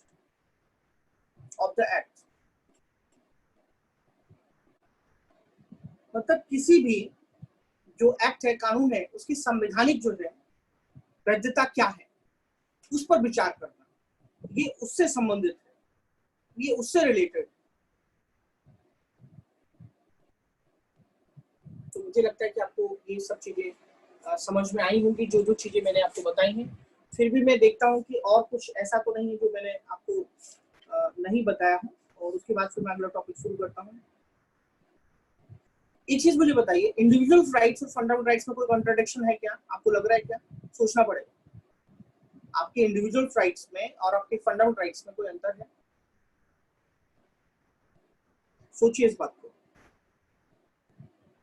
England में क्या पोजीशन है मैं आपको बता चुका हूँ, यूएसए में क्या पोजीशन है ये भी मैं आपको बता चुका हूँ। उसके बाद फंडामेंटल राइट्स की डिमांड कहाँ से चालू हुई, हिस्टोरिकल कॉन्टेक्स्ट से, ये भी मैं आपके साथ डिस्कस कर चुका हूँ। और फंडामेंटल राइट्स जो हैं वो अमेरिका की कॉन्स्टिट्यूशन से कैसे अलग है, ये भी मुद्दा पूछा जाता है, जो कि मैं आपके साथ डिस्कस कर चुका हूँ। और एक चीज ये समझने की बात है जो मैं आपके साथ डिस्कस कर चुका हूँ कि जो 44th जो अमेंडमेंट था, 44th जो अमेंडमेंट था कॉन्स्टिट्यूशन, कब किया गया था?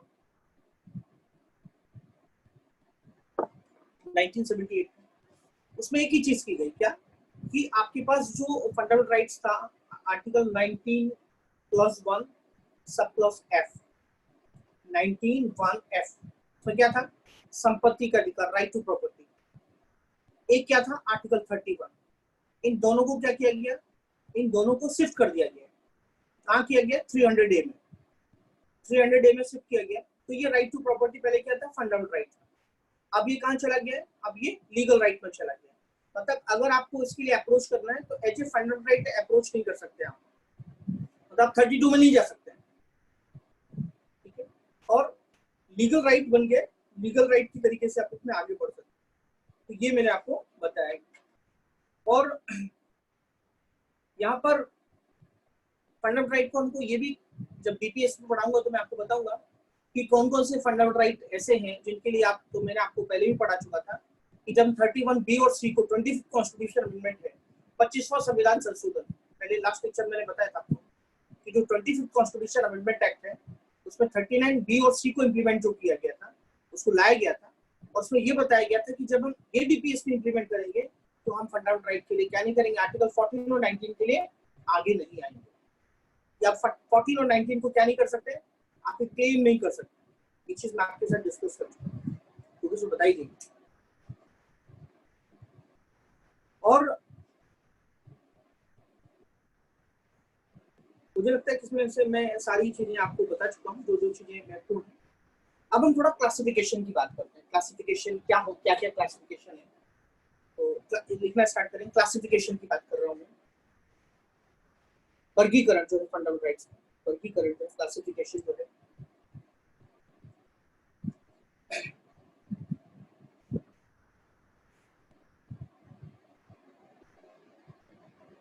क्लासिफिकेशन में देखेंगे तो कॉन्स्टिट्यूशन में जो आर्टिकल 14 है, आर्टिकल 14 है तो एक लीगल राइट है, वो लीगल राइट है, कानूनी अधिकार है। 15 में जो है आपको, 15 में आपको जो है सोशल राइट्स हैं, आपके सामाजिक अधिकार हैं आपके।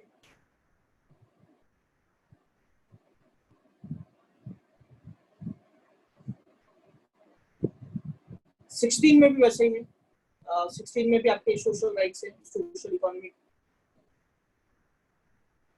आपको right to equality in public employment, मतलब जो सरकारी नौकरी है उनमें अफसर की समानता है आपको।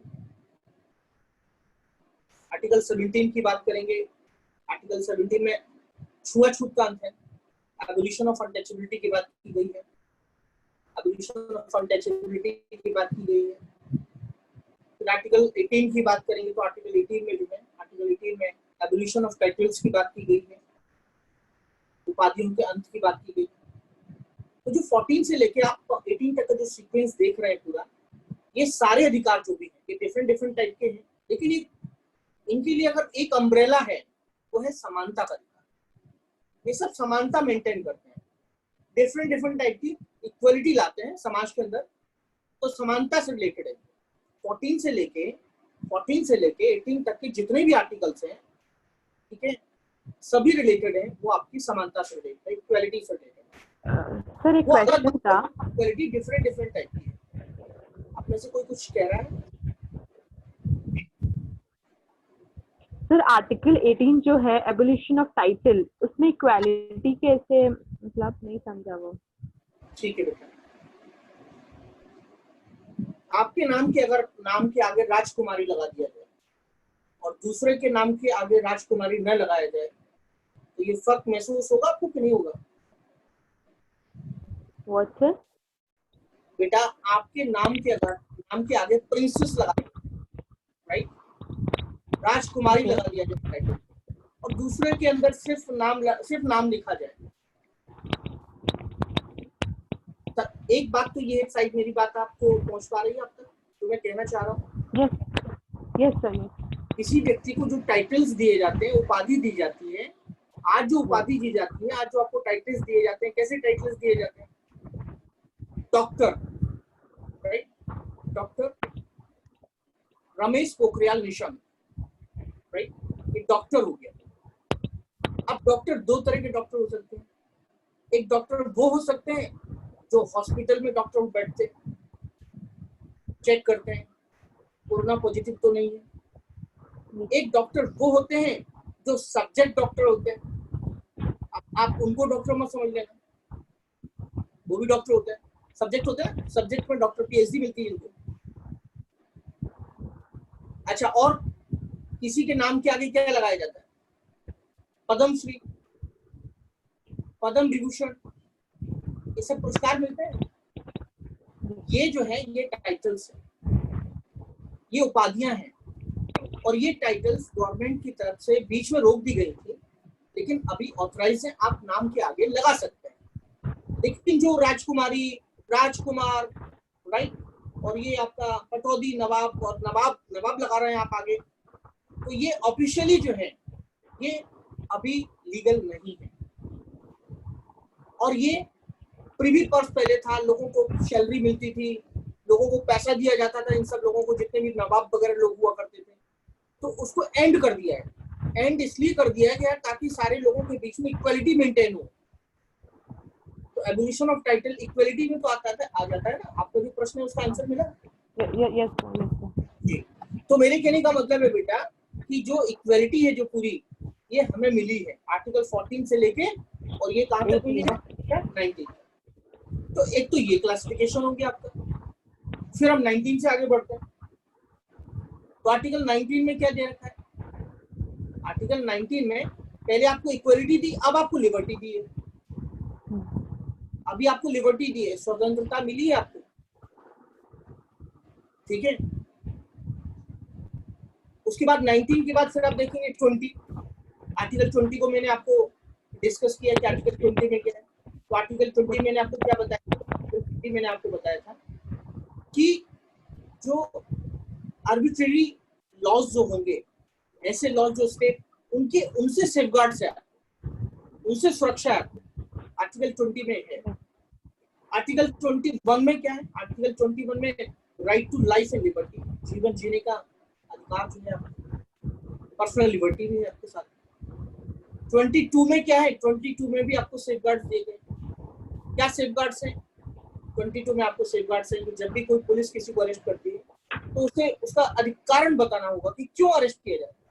आप बता ही नहीं रहे तो क्या अपना प्रिकॉशन लेगा, क्या बताएगा?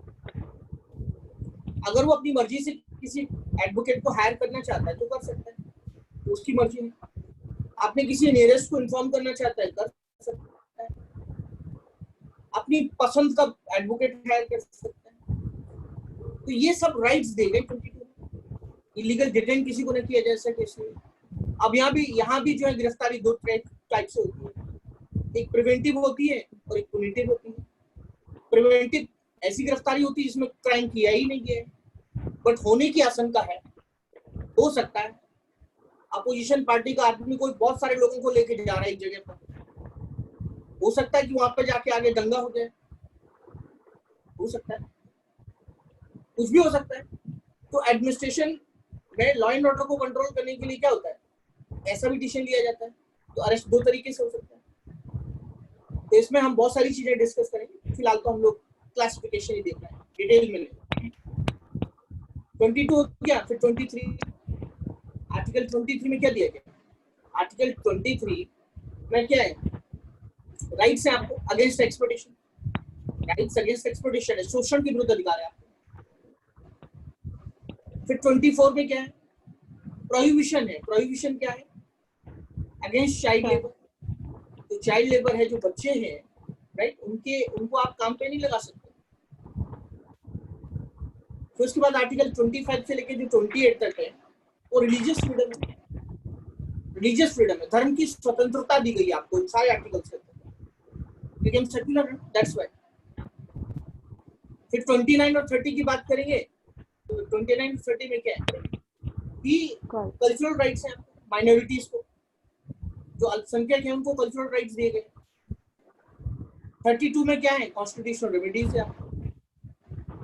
तो जितने भी अधिकार हैं उनके क्लासिफिकेशन बताए मैंने कि किस किस टाइप के अधिकार हमको कॉन्स्टिट्यूशन में हमको दिए। मेरी बात यहाँ तक समझ में आई आप सब? यस और मैं आपको फिर से बता देना चाहता हूँ कि मैं पॉलिटी के जो भी लेक्चर्स ले रहा हूँ, आपको लेक्चर्स ध्यान से सुनना है और लिखना है। मैं वो सारी चीजें आपको बताऊंगा जो आपको प्रीलिम्स और मेंस के लिए इम्पोर्टेंट है, एक भी चीज नहीं छोड़ूंगा क्योंकि मेरा वो सब्जेक्ट है, दैट्स व्हाई, ध्यान रखना। अब सवाल यहाँ पे ये भी है कि फंडामेंटल राइट का क्लासिफिकेशन हो गया। अब फंडामेंटल राइट की क्लासिफिकेशन के साथ हम आर्टिकल 12 को पढ़ चुके हैं, 13 को पढ़ चुके हैं। अब हम पहले आर्टिकल पे आते हैं, इसको हम बोलते हैं आर्टिकल 14। आर्टिकल 14 अनुच्छेद जो है, हम 14 की बात करें तो आर्टिकल 14 में क्या है, लीगल राइट्स, कानूनी अधिकार। तो क्या लिखा हुआ है आर्टिकल 14 में? आर्टिकल 14 में ये है, आर्टिकल 14 में क्या लिखा है समझ लो आप। व्यक्ति, सिटीजन नहीं लिखा है, और व्यक्ति का मतलब समझते हैं आप। अब ऐसा नहीं पता चला कि साहब आप पाकिस्तान से आए हैं तो फिर आपके साथ रूल ऑफ लॉ इंप्लीमेंट नहीं होगा, ऐसा नहीं है। उसके लिए देखो कंडीशन है, उसमें कंडीशन लिखा है, उसमें एक्सेप्शन लिखा है, अपवाद लिखा है, दुश्मन देश। अंजलि बेटा आपका माइक ऑफ कीजिए, हाँ ठीक है। तो एक्सेप्शन कंट्रीज लिखे हैं मैंने, बताए मैंने आपको कि अपवाद है उसमें। अपवाद में तो हो सकता है ऐसा, बट फिर भी एक हमारे आर्टिकल 14 में ये बताया गया है कि आपको कानूनी समानता दी जाएगी। It means legal equality will be provided by the constitution to everybody. मतलब इंडिया में आके कोई ये ना महसूस करे कि यार मेरे साथ यहाँ पे डिस्क्रिमिनेशन होगा। मैं एग्जांपल देता हूँ, एक बार आपको ध्यान होगा, अरे इटली के कुछ जो थे, नेवी का एक प्रॉब्लम था। देखो आप, इटली के जो हैं उन्होंने किसी के फिशरमैन को मार दिया था, शायद आपको ध्यान होगा ये मामला। आप में से किसी को ध्यान है? हाँ सर। किसको ध्यान है बताइए बेटा, अगर है पता तो मुझे बताओ। तो हमने क्या किया, हमने ऐसे थोड़ी नहीं बोला कि नहीं आप तो इटली के हैं, आपके साथ तो यहाँ पे डिस्क्रिमिनेशन होगा। अच्छा चलो बेस्ट एग्जांपल लेते हैं, कसाब को तो जानते हैं आप। कसाब हाँ। को भी, कसाब को क्या किया गया, उसको भी जो है हमारे यहाँ से उसको लॉयर दिया गया ताकि वो अपना डिफेंस कर सके। इतना सब कुछ होने के बावजूद भी देखो आप, इससे ज्यादा इक्वलिटी क्या हो सकती है आप मुझे बताइए। ये हमारा कानून हमें इस चीज की गारंटी देता है कि भारत की जमीन पे, भारत की टेरिटरी में कोई भी व्यक्ति है उसको कानूनी समानता, लीगल इक्वलिटी प्रोवाइड की जाएगी और उसके साथ डिस्क्रिमिनेशन नहीं होगा, पक्षपात नहीं होगा। किस बेस पर? Place of birth. Place of birth, अरे साहब पता चला कि आप तो वहां के रहने वाले हैं, कोई भी हो सकता है, एक्स वाई जेड, नाम नहीं लेना चाहूंगा, कि आपके साथ वो डिस्क्रिमिनेशन होगा, नहीं होगा। प्लेस ऑफ बर्थ, ठीक है। और रेशियल डिस्क्रिमिनेशन नहीं होगा आपके साथ, अरे तुम तो काले आदमी हो तुम्हारे साथ तो डिस्क्रिमिनेशन होगा, ऐसा भी नहीं होगा। कास्ट को लेके, रेस को लेके, रिलीजन को लेके, प्लेस ऑफ बर्थ को लेके कोई पक्षपात नहीं। कानून के सामने सब बराबर के। ये आर्टिकल 14 का मेन टारगेट यही है, आर्टिकल 14। और मुझे लगता है आपको ये भी समझ में आया होगा सभी लोगों को, आपको ये भी समझ में आया होगा कि सब लोग बराबर के हैं।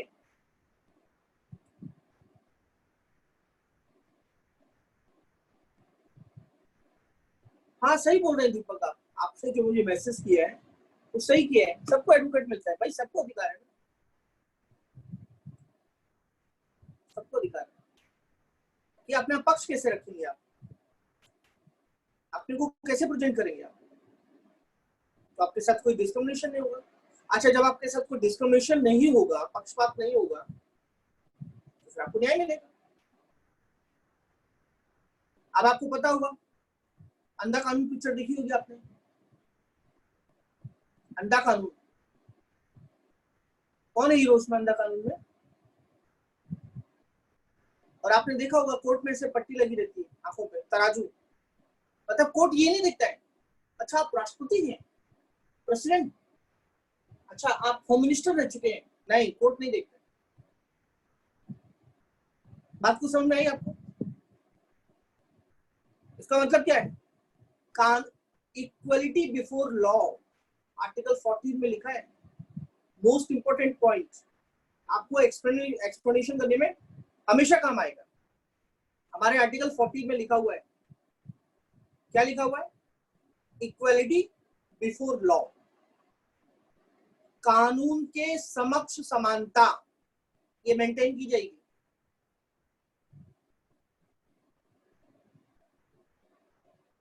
और ये इसमें रूल ऑफ लॉ रिफ्लेक्ट होता है, रूल ऑफ लॉ, कानून का शासन। यहाँ पे बीजेपी गवर्नमेंट नहीं है या बीजेपी गवर्नमेंट नहीं है, आप थियोरेटिकली बात कर रहा हूं, मैं कॉन्स्टिट्यूशन की बात कर रहा हूं। यहाँ पे मोदी गवर्नमेंट भी नहीं है, यहाँ पे क्या है? रूल ऑफ लॉ गवर्नमेंट, यहाँ कॉन्स्टिट्यूशनल गवर्नमेंट है। इंडिया में गवर्नमेंट है, थैंक यू बेटा पूजा, इंडिया में जो गवर्नमेंट है। अच्छा, आप कुछ कहना चाहेंगे? यस बेटा पूजा। सर पर इसका इम्प्लीमेंटेशन उतना होता नहीं ना। अभी शबरीमाला टेम्पल में किधर वुमेन को एंट्री था, तो ऐसी कितनी चीजें हैं जहाँ पे आर्टिकल 15 का वायलेशन होता है, उसके अगेंस्ट तो कुछ भी नहीं होता है। तो इस पे भी हम लोग डिबेट करेंगे, ठीक है, इस पे भी हम आपको बताएंगे।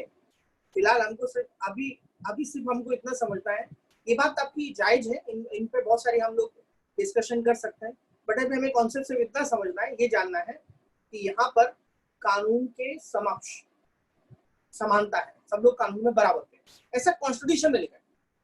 अब प्रैक्टिकल में कितना है वो हम डिस्कस करेंगे, वो डिस्कशन है। अच्छा, आगे की बात हम करेंगे।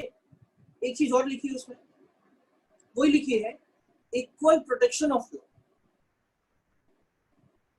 Most important, equal protection of law. एक है इक्वलिटी बिफोर लॉ, कानून के समक्ष समानता, और दूसरा ये है कि इक्वलिटी बिफोर लॉ है, कानून के समक्ष समानता, हिंदी में थोड़ा मुझे, और दूसरा है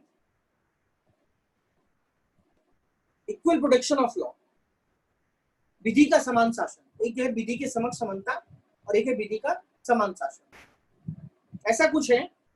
आप एक बार देख लीजिएगा, हिंदी में थोड़ा दिक्कत आ रहा है अभी, इक्वलिटी बिफोर लॉ और इक्वल प्रोटेक्शन ऑफ लॉ।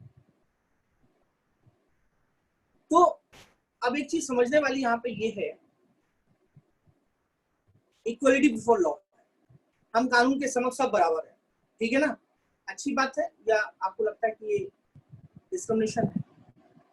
ऐसा इंग्लैंड में है, और ये प्रोविजन जो हमने लिया है ये इंग्लैंड से लिया है। मोस्ट इंपॉर्टेंट फॉर प्रेजेंस ये पूछा जाता है कि इक्वलिटी बिफोर लॉ हमने कहाँ से लिया, ये पूछा जाता है, तो ये हमने इंग्लैंड से लिया। इंग्लैंड में कानून का शासन है, मतलब सब बराबर के, सारे लोग बराबर के, उनकी पोजीशन वगैरह कुछ नहीं देखिए, सब बराबर, इक्वलिटी बिफोर लॉ। और इसमें आर्टिकल 14 में रूल ऑफ लॉ लिखा नहीं है, कानून का शासन लिखा नहीं है, बट डिराइव्ड होता है, डिराइव का मतलब समझिए आप, अभी बेसिक स्ट्रक्चर का कॉन्सेप्ट कॉन्स्टिट्यूशन मेकर्स नहीं देखे गए, कॉन्स्टिट्यूशन से डिराइव हुए वो जुडिशियल इनिशिएटिव है, ठीक है।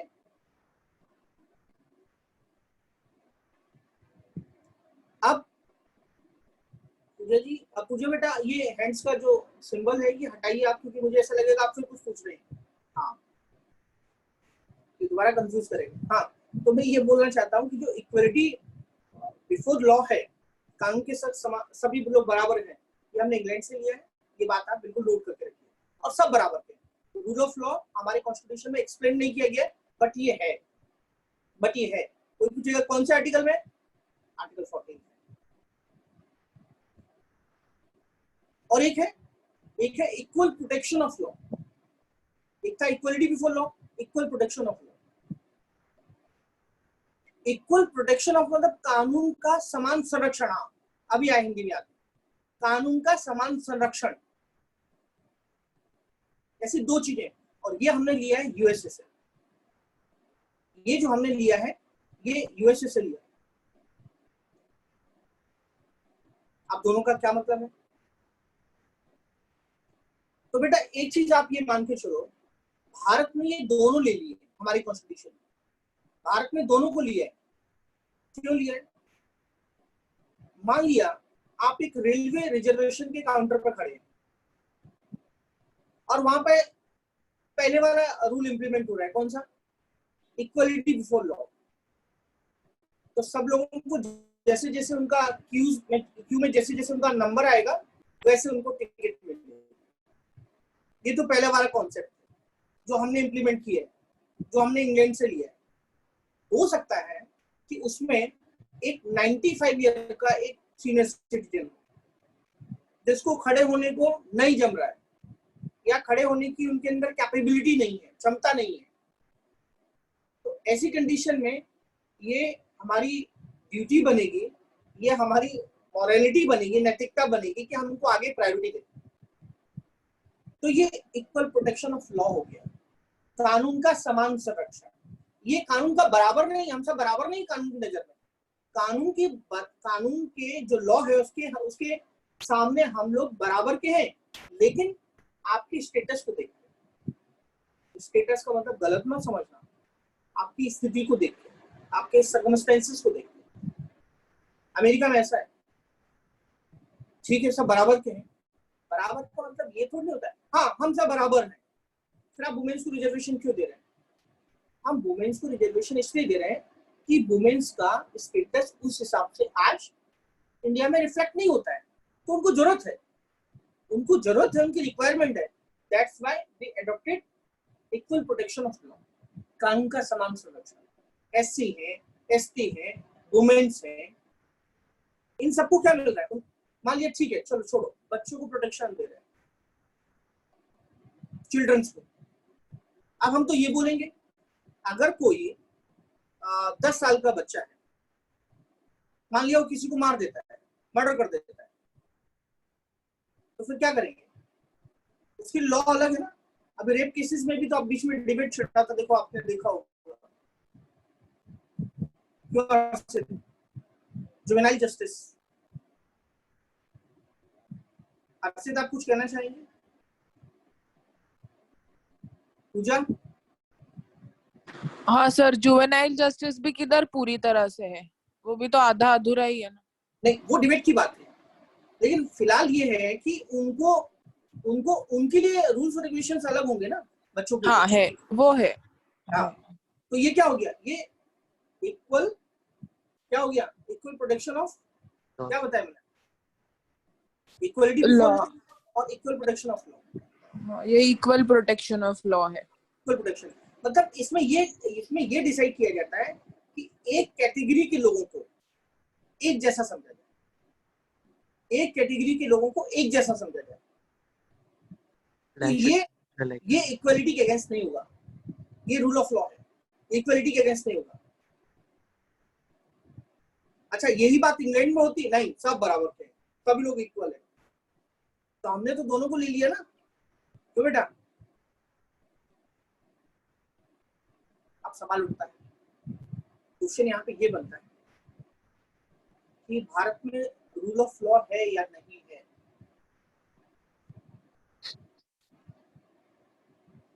The presence of rule of law in India, the status of rule of law in India, ऐसे कुछ भी पूछा जा सकता है। कानून का शासन भारत में है या नहीं है वो बताओ, ऐसे करके पूछा जाए।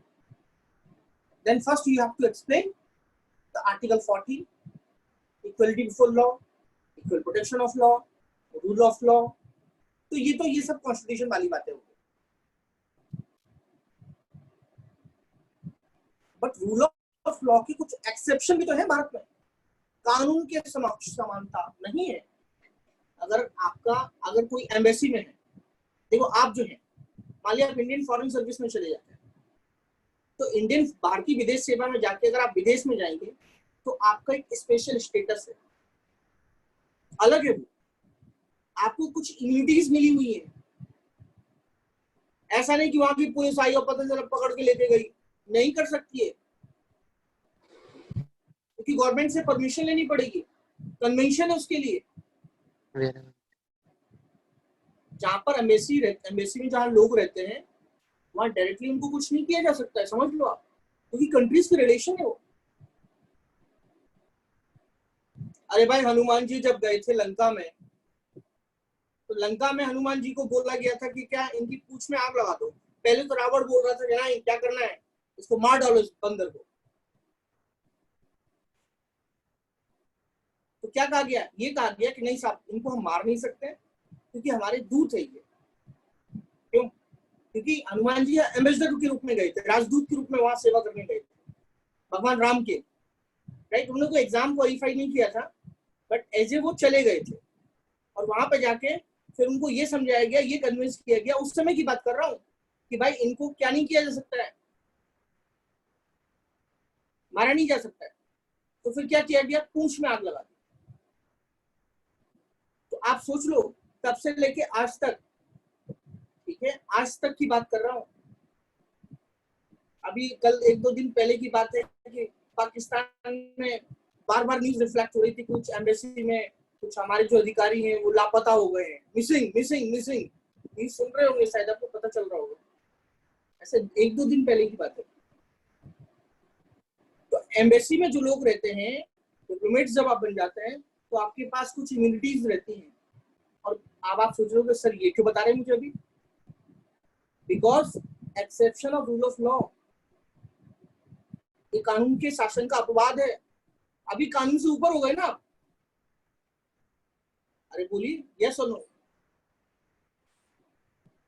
आपको विशेषाधिकार मिले हुए कि नहीं, स्पेशल प्रिविलेजेस। अभी आप देखेंगे प्रेसिडेंट और गवर्नर साहब होते हैं तो सबकी गाड़ियों पे नंबर होता है। प्रेसिडेंट और गवर्नर को स्पेशल प्रिविलेजेस होते हैं, उनको अरेस्ट नहीं किया जा सकता है, उनके खिलाफ केस नहीं दाखिल किया जा सकता है, ये प्रिविलेजेस हैं, ये रूल ऑफ लॉ के एक्सेप्शन है, ये आपको लिखने पड़ेंगे, अपवाद है भारत में। लेकिन ऐसा नहीं अपवाद है तो मतलब वो रूल ऑफ लॉ के अगेंस्ट हो गया, ऐसा नहीं है। वो परिस्थितियां हैं, वो कंडीशंस हैं जो उनको दी जानी चाहिए, उनकी जरूरत है वो। लेकिन हाँ, इंडिया में रूल ऑफ लॉ है। थियरी में तो मैंने आपको बताया कि थियरी में तो है ही है, प्रैक्टिकल में भी है। अब आप सोचो कि प्रैक्टिकल में कैसे है। वो प्रैक्टिकल में ऐसे है कि अभी फाइनेंस मिनिस्टर को जो पकड़ा गया था, फाइनेंस मिनिस्टर को क्या नाम था उनका, चिदम्बरम साहब फाइनेंस मिनिस्टर रह चुके थे और क्या रह चुके थे, होम मिनिस्टर। बोलो, तो क्या कोर्ट ने ये कहा कि नहीं नहीं आप तो फाइनेंस मिनिस्टर हैं, आपको हम ऐसा नहीं कर सकते आपके। तो ये चीज प्रूव करती है, ये चीज बताती है कि भारत में क्या है, रूल ऑफ लॉ। अभी कोलकाता के पुलिस कमिश्नर थे, उनको सीबीआई अरेस्ट करने आई थी because of rule of law. अगर आप कानून के अगेंस्ट काम करेंगे तो आप समझ लीजिए भारत में कंक्लूजन मेरे यही है, इससे ये प्रूव होता है कि भारत में रूल ऑफ लॉ एस्टैब्लिश्ड है। हाँ, कुछ कमियां हो सकती हैं, ऐसी बात नहीं है, लेकिन नहीं है ऐसा नहीं कह सकते। है, किताब में भी है, प्रैक्टिकल में भी है, एक्सेप्शन भी है। तो ऐसे करके आपको आंसर उसका लिखना। सर इस आंसर में आदरणीय लालू प्रसाद यादव जी का समावेश हो सकता है क्या? किसका किसका? लालू प्रसाद यादव। अरे आज के आप हिंदी बड़ा मतलब एकदम उच्च स्तर की हिंदी जो है आप बयान कर रहे हैं, क्या बात है, लगता है सर प्रभाव अभी मैं थोड़ा अभी मैं हिंदी मराठी सब थोड़ा पढ़ रही हूँ तो उसका इफेक्ट आ रहा है। का इफेक्ट आ रहा है। चलिए बहुत अच्छी बात है, आपने शब्दों का चयन जो है बहुत संतुलित तरीके से किया है, मैं आपको बहुत आभारी हूँ, बहुत बहुत धन्यवाद। चलिए ठीक है, तो बेटा आप क्यों नहीं लिख सकते, आप क्यों नहीं लिख सकते, लेकिन आपको ऐसे कोई इश्यूज उसमें नहीं लिखने हैं, ऐसी कोई चीजें नहीं लिखनी है जो पॉलिटिकल लगे, चाहे ऐसा फील हो कि नहीं यार आप इस पॉलिटिकल पार्टी से बहुत ज्यादा हेट करते हैं, राइट, इसलिए आप लिख रहे हैं जानबूझ के, ऐसा कहीं नहीं लिखना चाहिए। वो एक हेल्दी लगना चाहिए, एक ऐसा लगना चाहिए कि आप sir rule of law in the sense, hello बोलिए, मैं सुन रहा हूँ, हेलो बोलिए मैं sir, soon rule of law जो है वो कॉन्स्टिट्यूशन फॉलो करते हैं ना, जो भी कॉन्स्टिट्यूशन मिलकर है वो फॉलो करते हैं ना, उसके हिसाब से होगा ना। सही बात है। किसी व्यक्ति के मतलब मैं किसी पोस्ट पे हूँ या कोई किसी पोस्ट पे है, उस हिसाब से आप वो काम करेगा ऐसा नहीं है, वो रूल ऑफ लॉ के हिसाब से काम करेगा, जो रूल में फिट होता है। इवन हमारी जुडिशरी भी वही करेगी जो रूल में फिट होता है। जुडिशरी अपनी मर्जी से नहीं कर सकती, गवर्नर भी वही करेंगे जो उनके रूल में फिट होता हो। हाँ, ये बात अलग है कि गवर्नर चाहे तो आपको सुबह 7 बजे आपको वोट दिला दे, मेरा इशारा आप समझ चुके होंगे। क्यों बेटा, मान लिया आप किसी पोस्ट पे हैं और आपको फायदा किसी को पहुंचाना ही है, राइट, आपका इंटेंशन है, वो आप कर सकते हैं। हाँ, बट रूल ऑफ लॉ के अगेंस्ट तो आप नहीं कर सकते। क्लियर है बात? तो मैंने आज आपको आर्टिकल 14 तक बताया और मैंने वो सारे चीजों को छुआ है जो आपके प्रीलिम्स एग्जामिनेशन के लिए महत्वपूर्ण है, जो आपकी मुख्य परीक्षा के लिए महत्वपूर्ण है, वो सारे डायमेंशन, इवन जो इंटरव्यू में मुद्दे उठ सकते हैं, उनको मैंने उतने तरीके से तो नहीं छुआ है, लेकिन हाँ वहां तक पहुंचने की कोशिश की। तो नेक्स्ट लेक्चर में आपकी बात कंटिन्यू होगा और आप उसी तरीके से नोट करते रहिए। क्वालिटी होने के बाद आप क्वेश्चन पेपर सॉल्व कीजिए, आप सारे क्वेश्चंस कर पाएंगे। कुछ कहना चाहते हैं? सर एक डाउट था, अगर सुन रहा हूँ, बोलिए। अगर फंडामेंटल ऐड करना है तो किसके पास ऐसा पावर है कि कोई एक नया fundamental power add, I mean right, add कर सके? संसद के पास सकती है, पार्लियामेंट के पास। ओके, पार्लियामेंट ऐड कर सकती है, आर्टिकल 21 है उसका एक बेस्ट एग्जांपल है। ठीक है बेटा, फिर कल मिलते हैं। चलिए, thank you, good night. Sir और एक बात, हेलो ये बोलिए। सर, लॉ के अंडर ऑर्डिनेंस आप आंटी बताए ना, ऑर्डिनेंस होता है लॉ के अंडर। श्योर, लॉ के अंदर ऑर्डिनेंस तो आएगा। और कॉन्स्टिट्यूशनल अमेंडमेंट भी रहेगा उसके अंडर, कॉन्स्टिट्यूशनल अमेंडमेंट भी उसके अंडर आएगा क्या? हाँ बिल्कुल आएगा, क्यों नहीं आएगा, क्योंकि वो बेसिक स्ट्रक्चर की बात तो उसमें आ गया, वो तो क्लियर हो गया है। ओके हाँ बोलो बेटा। आर्टिकल 14 में सीए का जो एक्ट है बोलिए। टच करना चाहिए। सीए का एक्ट, हाँ, देखो सीधी सी बात एक समझो कि अगर वो कानून है, राइट, वो एक्ट है, तो वो उसमें शामिल है, उसमें पूछने की आवश्यकता ही नहीं, स्कोप ही नहीं। पूरा आर्टिकल 14 के अराउंड घूमता है। किसके अंदर अराउंड घूमता है? आर्टिकल 14 के अराउंड, कौन सा? ये सीए का एक्ट। हाँ, लेकिन आपका क्वेश्चन क्या है कि 13 मतलब में अगर आर्टिकल 14 की बात करेंगे, लॉ की बात कर रहे हैं ना आप उससे। हाँ, तो सीए का एग्जांपल देना सही रहेगा कि नहीं रहेगा? सीए को हम लिख सकते हैं, लेकिन मेरे कहने का मतलब है सारे एक्ट उसमें शामिल है, तो उसमें नाम ही लिखा हुआ एक्ट, जब वो एक्ट है तो ऑटोमेटिकली कम्स अंडर आर्टिकल 13। काफी पॉलिटिकल है ना वो। तो पॉलिटिकल हुआ तो उससे क्या, कानून तो है ना वो, कानून तो है ना वो, ऑर्डिनेंस, लॉ, एक्ट, ये सब चीजें तो उसी में शामिल होती है। ठीक है बेटा, गुड नाइट, चलिए bye. Bye, sir. Thank you, sir. Thank you, Good night, sir. Night.